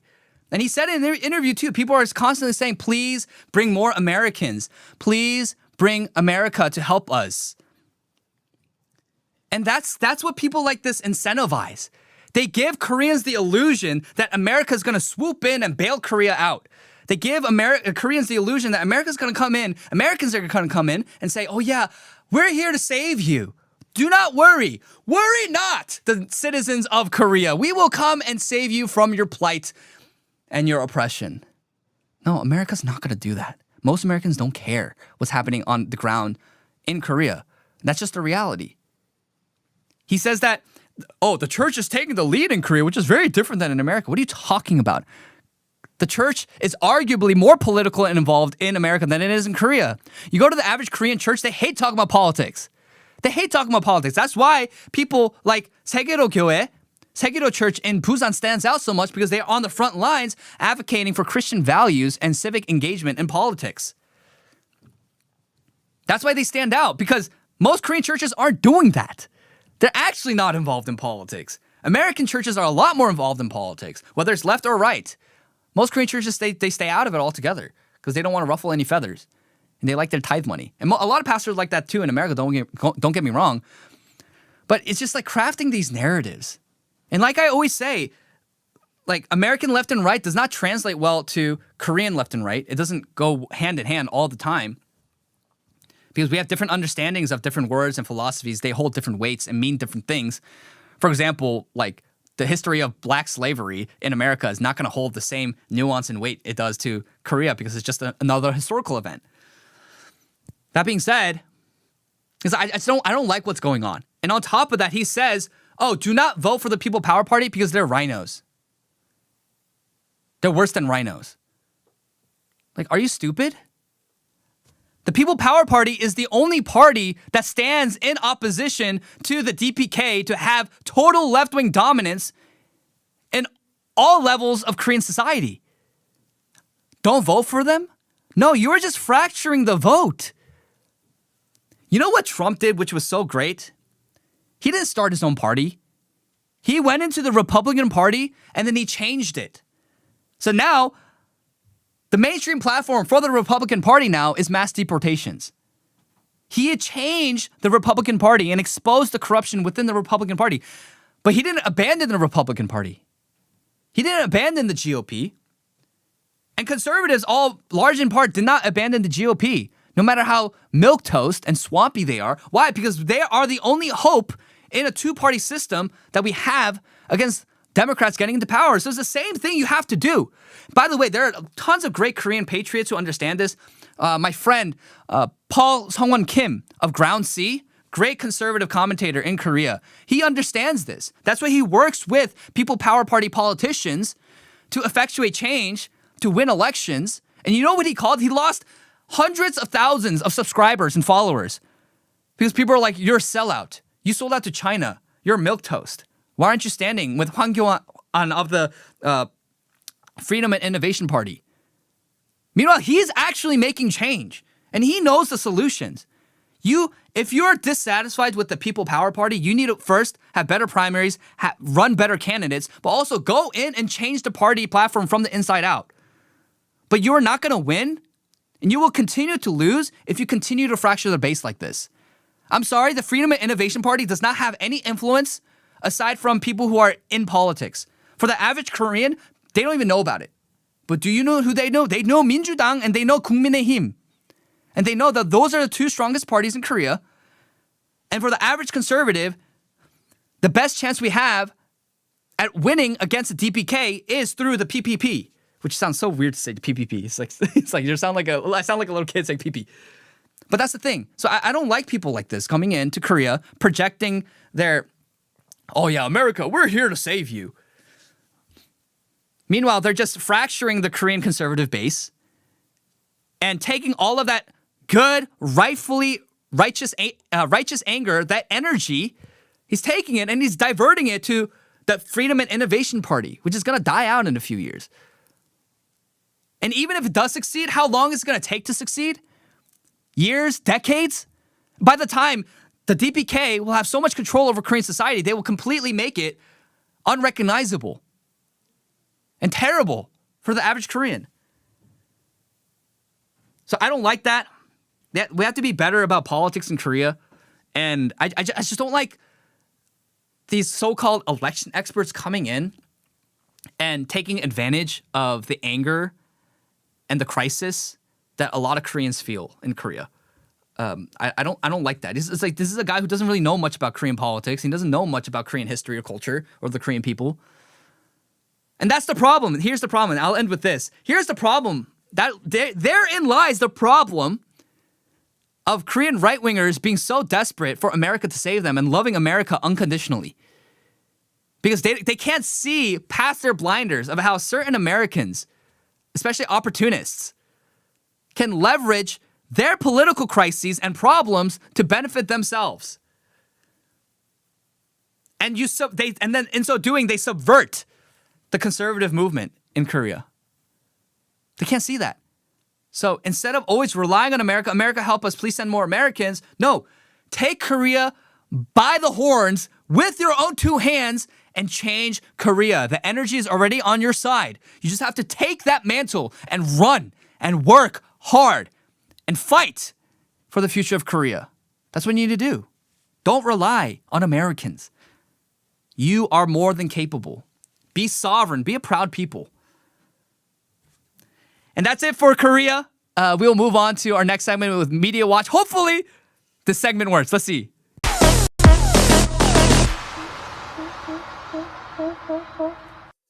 Yes, it worked! Okay, today we're talking about the World Cup. We are all excited. I love the World Cup. The World Cup and the Olympics and maybe like the Champions League finals or something like that. That's the only time I watch soccer. Not a really big soccer guy. But the World Cup's happening, and the most contentious news story coming out of the World Cup is the Somali, I almost said refugee because they're all like these refugees, right? Referee being banned from the United States. He's banned from the United States because he has suspected links to terrorist groups, which is true. And this is not like a conspiracy theory. A United States official said that Omar Artin, a Somalian soccer refugee, I said it again, referee who was denied entry into the country ahead of the World Cup, was refused admission due to association with suspected members of terrorist organizations. This is true. This is not conspiracy theory. Why? Because he has ties to them. I'm sure he does. But we literally have the whole Somali fraud thing that happened last year, the whole Somali fraud controversy that happened last year with daycare fraud, Somalis coming in and leveraging the welfare system. They are, I believe, by per capita, the people who take the highest amount of welfare from the state in Minnesota. And then where were they funneling it? Oh, they're funneling it back home to terrorist groups in Somalia. This is proven. This is all documented, by the way. This is why the FBI and DOJ, they're investigating. It's all documented. Oh, it's racism. They just don't like... No, it's not that they don't like black people. It's because if you have links to terrorist organizations that hate America and want America to crumble, they shouldn't come to America. I don't care how good of a refugee, I almost said it again, referee you are. Which I highly doubt because their average IQ is 6'7", or 68. I think it's 68. I don't know. It depends on the study, but it's 6'7" or 68. But all that being said, you had this freaking Bobalib who was virtue signaling, the Toronto mayor, Olivia Chow, saying that Omar Artin, the Somali referee who was denied entry to the U.S., she said that he'd be welcome to officiate in Toronto. Toronto believes in fairness, inclusion, and giving talent the opportunity to shine. He would be welcome to referee here in our city, she wrote to FIFA. This is the suicidal empathy that is killing our civilization. This is why, one, women shouldn't be in politics. God bless you, women. I love women. You know this. You watch this program. We are a woman-loving and respecting show. This program, we love women. I do not hate women. I do not despise women. I deeply cherish and love women. But you don't belong in politics. Why? For this very reason. This suicidal empathy that takes advantage of women's natural nurturing instincts and then misapplies it to people groups that want you dead, who want to come into your countries and pillage you, rape your people, and take advantage of all of your goodwill. And it's by and large men who are like, no, stop. No, you don't get to do that. So, yeah, we're sick and tired of boba lips. I have boba lip fatigue. All these, especially these sanctimonious Asian women who are always beating their chests about diversity and welcoming the immigrant. And they say nothing about when Koreans are beat up in the face because the perpetrators are black. Yeah, man, that guy, that referee got a big head. I can't even lie. Like, they all look like that. And I know that sounds mean, but they really do because, why? They have the highest rates of inbreeding in the entire world. They do. Over half of Somalis are products of second and first cousin marriages. Their inbreeding rates are really, really high. That's why their IQs are low, and that's why they also look like that. It's like Megamind, dude. You ever watch that movie, chat? You guys ever watch that movie? Great movie, by the way. Really enjoyable. But yeah, here's the premier Ebi reacting to the heartbreaking story of a Somali World Cup referee. Yeah, I mean, this is just a heartbreaking story about this referee from Somalia. Okay, that's it.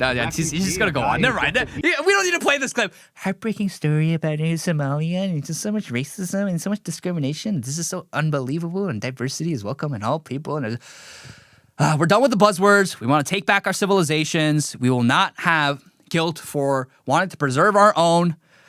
There's nothing wrong. There's nothing hateful about that. So that's what's happening.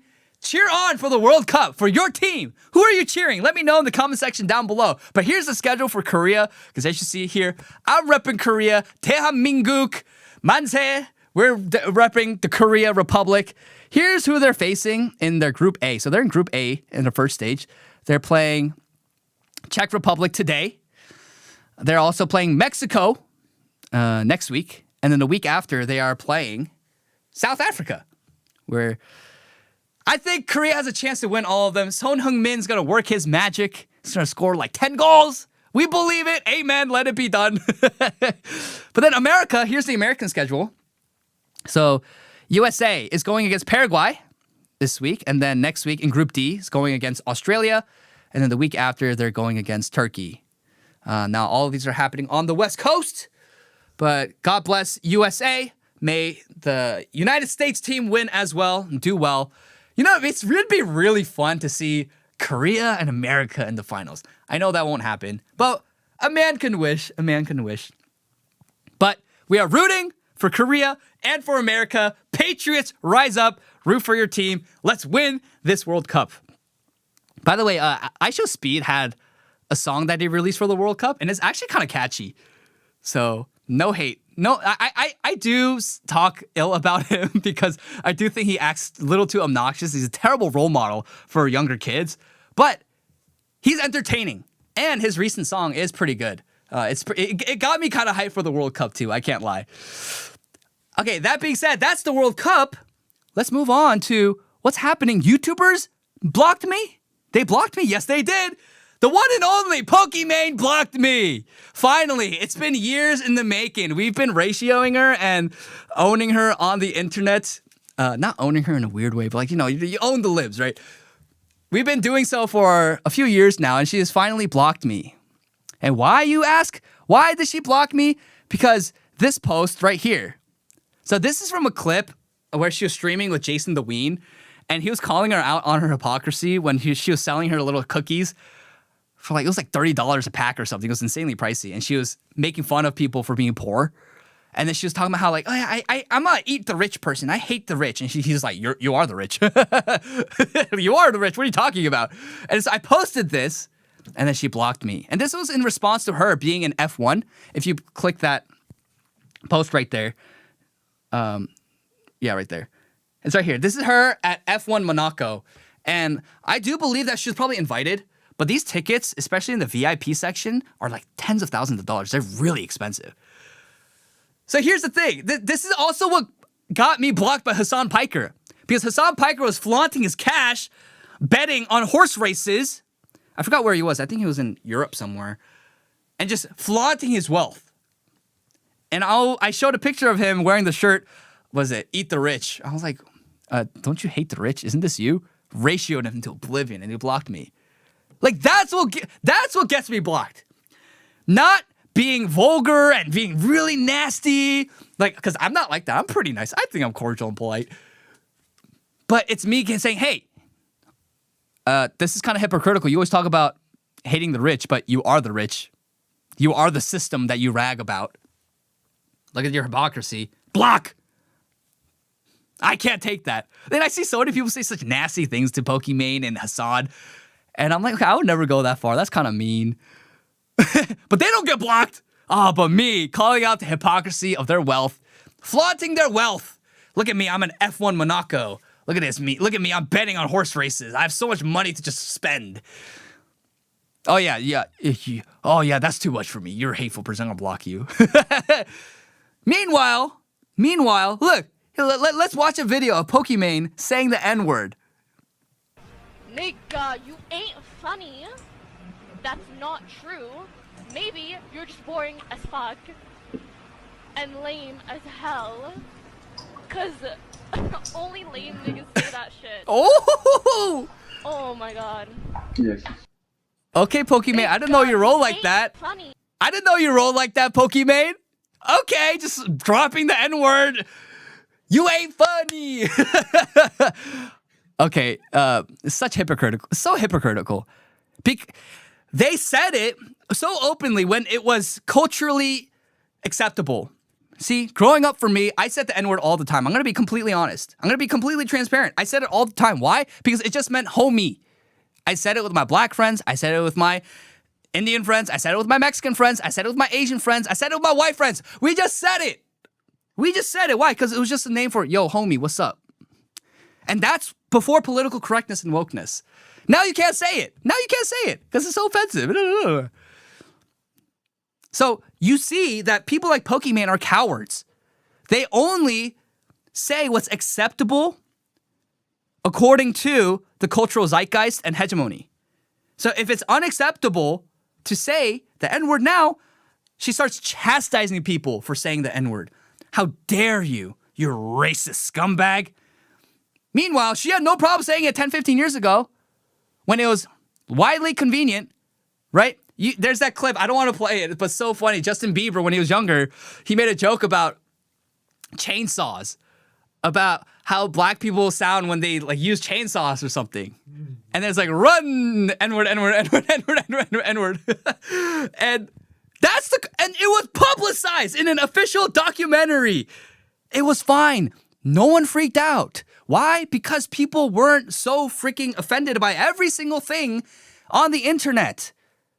But then with the advent of BLM, and we started giving preferential treatment towards certain people, with the BLM and like the LGBTQ craziness, now there's certain groups of people that believe that they can hoard power over you over mere words. It's a power trip.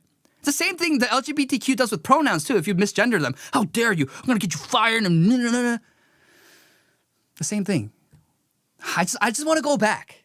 Here's the thing. If we just kept that same like 2000s culture, you remember like Charlie the Unicorn or like Ryan Higa, Niga Higa, with like how to be a ninja, all that YouTuber culture. If we kept that throughout the next 10, 15 years, I would have been like, I'm not in politics. I'm just doing my life. I'm going to live my life. But you guys had to go and ruin it for all of us and play your hand. To the point now, you're perpetuating genuine evil in the name of tolerance and compassion. We're done. We're done with that stuff. So, yes, I'm blocked. I want to show you this too. Jesse Ridgway, we covered him on our previous program, our previous episode, and he blocked me because I said that, hey, it's actually really stupid if you say that eating beef is worse than killing your own child. And that's what he said. He literally said this in his post right here, replying to Caleb Park, which is a friend of mine. He's a great journalist, by the way. Jesse Ridgway, how many animals have you eaten this past week? Slaughtered just for you. Are you a secondhand murderer as well? Wouldn't you agree that a cow or pig crying and screaming as its throat is slit has significantly more consciousness than an 18-week-old fetus? But it's different because we eat them and they're not human. We're made in God's image. Will this be some version of the response, thou holy one? First of all, yeah, we are made in the image of God. That's why we have intrinsic value over animals. Secondly, you don't know that your 18-week-old fetus, you saw it move. You know what it was doing? You know how it was reacting when you injected it with Lupron to poison it, to stop it moving, and then ripped it apart limb by limb? You think it was just sitting there? No, it was also squirming, begging for help. You just couldn't hear it because it was in the womb, you freaking psychopath. But you really think, like you genuinely think. Now I'm like acting like Pokimane right now, like, N-word, you ain't funny, right? But you genuinely think that eating beef is worse than killing your own child? Are you serious right now? Like, this is moral insanity. This is not just retardation at this point. This is moral insanity. This is wickedness. That you think, truly, that eating cows or pigs, grilling some meat on the barbecue, that's worse than poisoning your own child and killing your own child because it had the possibility of having Down syndrome? This is why This is why I say these YouTubers, they have no moral compass. And this is why without Christianity, people don't have the right view of morals, of virtue, how to navigate the world. So proudly blocked. Unfortunately, I won't be able to ratio them anymore. But those are the YouTubers who blocked me. Let me know what you think. Are these people who we should support? I don't think so. I think it's actually good to expose their hypocrisy and their evil. Well, thank you so much, guys. That was all of our segments. Now we will move on to our Q&A. Make sure to send the super chat if you want your super chat read live on air and in this podcast episode. Make sure to leave a 5-star review on all podcast platforms, do all that stuff. But yeah, at the end of each episode, as a reminder, I answer your questions and give you answers to your wonderful questions on Instagram, on X, but also your super chats. That being said, let's get to our first question. Our first question comes from Jesse.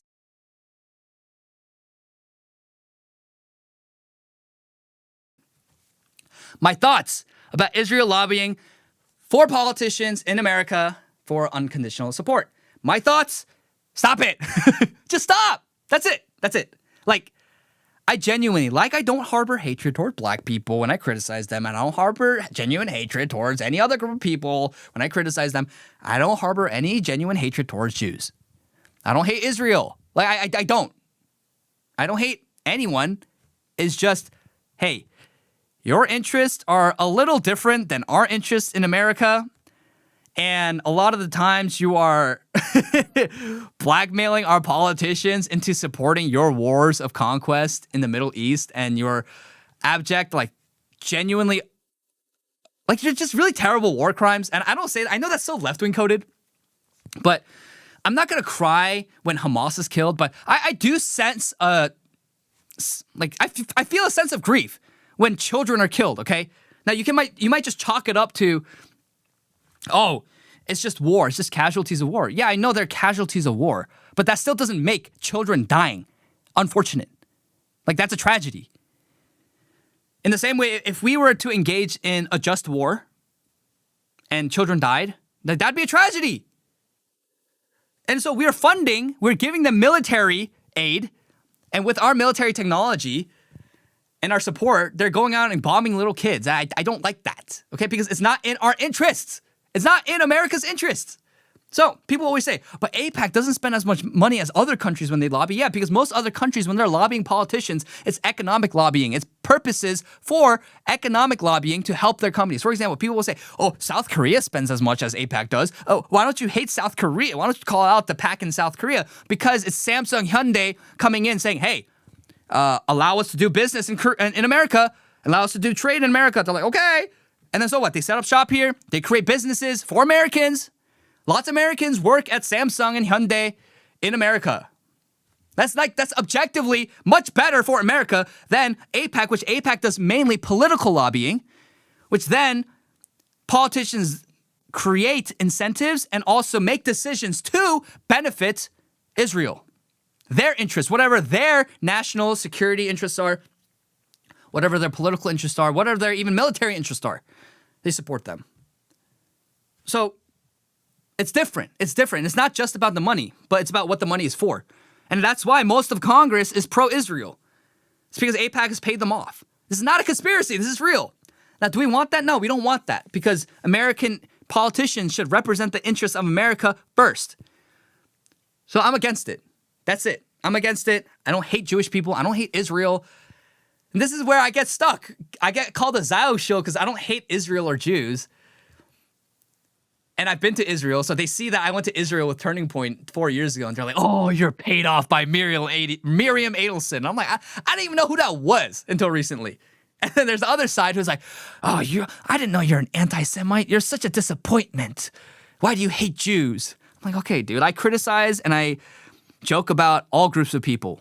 I even joke about my own group of people. And I joke about white people too. You are not above criticism, and you're not above jokes because of your identity. Like, I have no problem joking around with all people and making jokes about stereotypes, about groups of people. But that's my thoughts on Israel, about unconditional support and lobbying American politicians.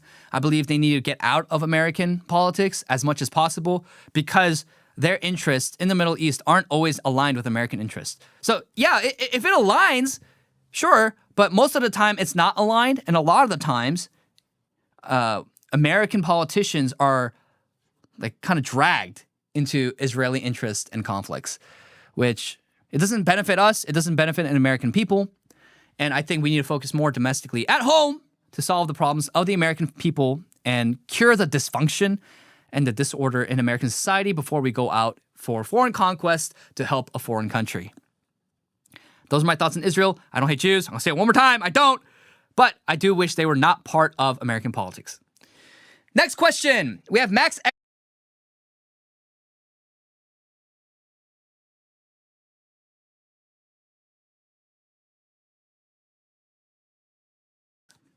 I actually gave a talk on this recently, and my focus on how Christians should navigate politics is very simple. I believe we should adopt and keep this principle for first and foremost. Love what God loves and hate what God hates. God has wrath. He is a wrathful God, but he is a good God. But he's a wrathful God, so he enacts judgment accordingly, and he hates sin. We need to move away as the church from this idea that Jesus was this long-haired metrosexual shampoo model, this pacifist hippie. I was just like, yeah, dude, let's just all get along, bro. Like, Jesus wasn't like that. Jesus was strong. Jesus had conviction, has conviction. God is a God of wrath. He smited. God smited cities for the degeneracy. He called for his peoples to be wiped out for their disobedience and corruption and evil. God is not just we're going to hold hands together today and get along, kumbaya. No, God is strong. And he hates sin. You know, Proverbs 6, it says that there are 6, oh my God, no, 6, 7, no, I need to stop. Like, why is everything 6, 7? But, 7 things that God hates. 6, I believe it says 6 things that are detestable to his eyes, 7 things that are abomination to him. And, haughty eyes, right? Pride. He hates a lying tongue, deceiving when you lie, right? He hates hands that shed innocent blood. He hates, right? He hates when innocent children are killed. Okay? He hates, I believe I have this here. Yeah, I have it here. A heart that devises wicked schemes. God hates feet that rush to evil. He hates a false witness, and he hates one who sows discord among brothers and families. Now, you're going to have this, whatever side of the political aisle, there's a bunch of people like this on the right too. But you have to realize this is a feature of the left today. This is actual feature of the left. They have no problem lying, stealing, killing. That's what defines them. They are the pro-abortion side that wants to kill babies for any reason up until birth, some even post-birth. Right? They sow discord among communities. Just think about how crazy tragic and insane BLM and COVID were for families and communities. It ripped apart families and church communities. This is a feature of the left. And this is a bug on the right. This is incontrovertibly true. How do we know this? Because liberals who are left-wing are now considered right-wing. Why? Because they don't agree with the tactics of the mainstream left. The tactics and the beliefs of the mainstream left that needs to celebrate death and want to kill babies for any reason at any point. The mock assassinations, to constantly want the president of your country dead. The liberals who are left-wing, who don't agree with that, have already left and have been branded as right-wing. We're past that right now. This is a feature of the left. So, to navigate politics as a Christian, you need to love what God loves. He loves goodness. He loves truth. He loves beauty. Right? 1 Corinthians 13, what is love? Love is patient. Love is kind. All of these things. We need to love the things that God loves. He loves order. He loves justice. He loves protecting the actual vulnerable and oppressed in society, caring for the orphan and the widow. He cares and he loves healthy families, rightly ordered marriages. But what does he hate? He hates godlessness. He hates degeneracy. He hates lies and deceit. He hates all of these things. So hate what God hates, love what God loves, and you're able to then have the appropriate amount of outrage and energy for the things that matter, where you're angry at genuine injustice. But when you see a minor inconvenience, you're not flipping tables and raising hell on the internet. Because, for example, a black kid was convicted of murder because he murdered someone. If you love what God loves and you hate what God hates, you will be able to navigate politics with prudence and wisdom.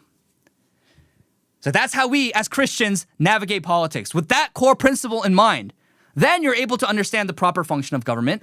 And then when in Romans 13, it says that the government is a servant on behalf of God for our good, and also it exists to restrain and punish evil, then you know what is truly good, what is for our good, and what is truly evil. You're able to discern that. You're able to have wisdom and prudence to understand what that is because you love what God loves and you hate what God hates. Read your scriptures, pray, delve in, lock into your relationship with God. That's what you need to do in order to navigate politics effectively and well as a Christian. Have a sober mind, understand that you're being lied to constantly, so always seek the Lord in everything. And be skeptical. I think that's kind of unfortunate, but we have to have a posture of being skeptical these days because we're always being lied to. But I know that's tiresome. I know that's hard. But as Christians, we're called to pick up our cross daily, to deny ourselves, and to partake in the sufferings of Christ. And if we can't even navigate politics well because it's too hard, it's too much work, can we really say that we'd be gladly crucified with Christ? Food for thought. All right. Are there any super chats? No super chats today? Bummer. Okay, that was our first episode without any super chats, but it's all good. I appreciate and I love every time you guys send the super chat. I'm like waiting for the day where I get haters who send super chats and I have to read stupid hate comments on live. But all that being said, thank you all so much for tuning in to this episode of the Kangmin Lee Show. Make sure to like, share, and subscribe. Hit the notification bell so you never miss when we go live. Make sure to leave a 5-star review on Apple Podcasts and Spotify.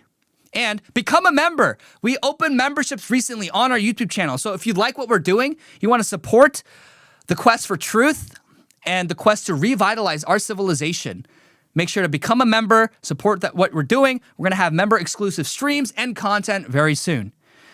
Thank you all so much for tuning in today's episode. Stay safe, stay frosty. God bless you. And until next time, peace. See you today.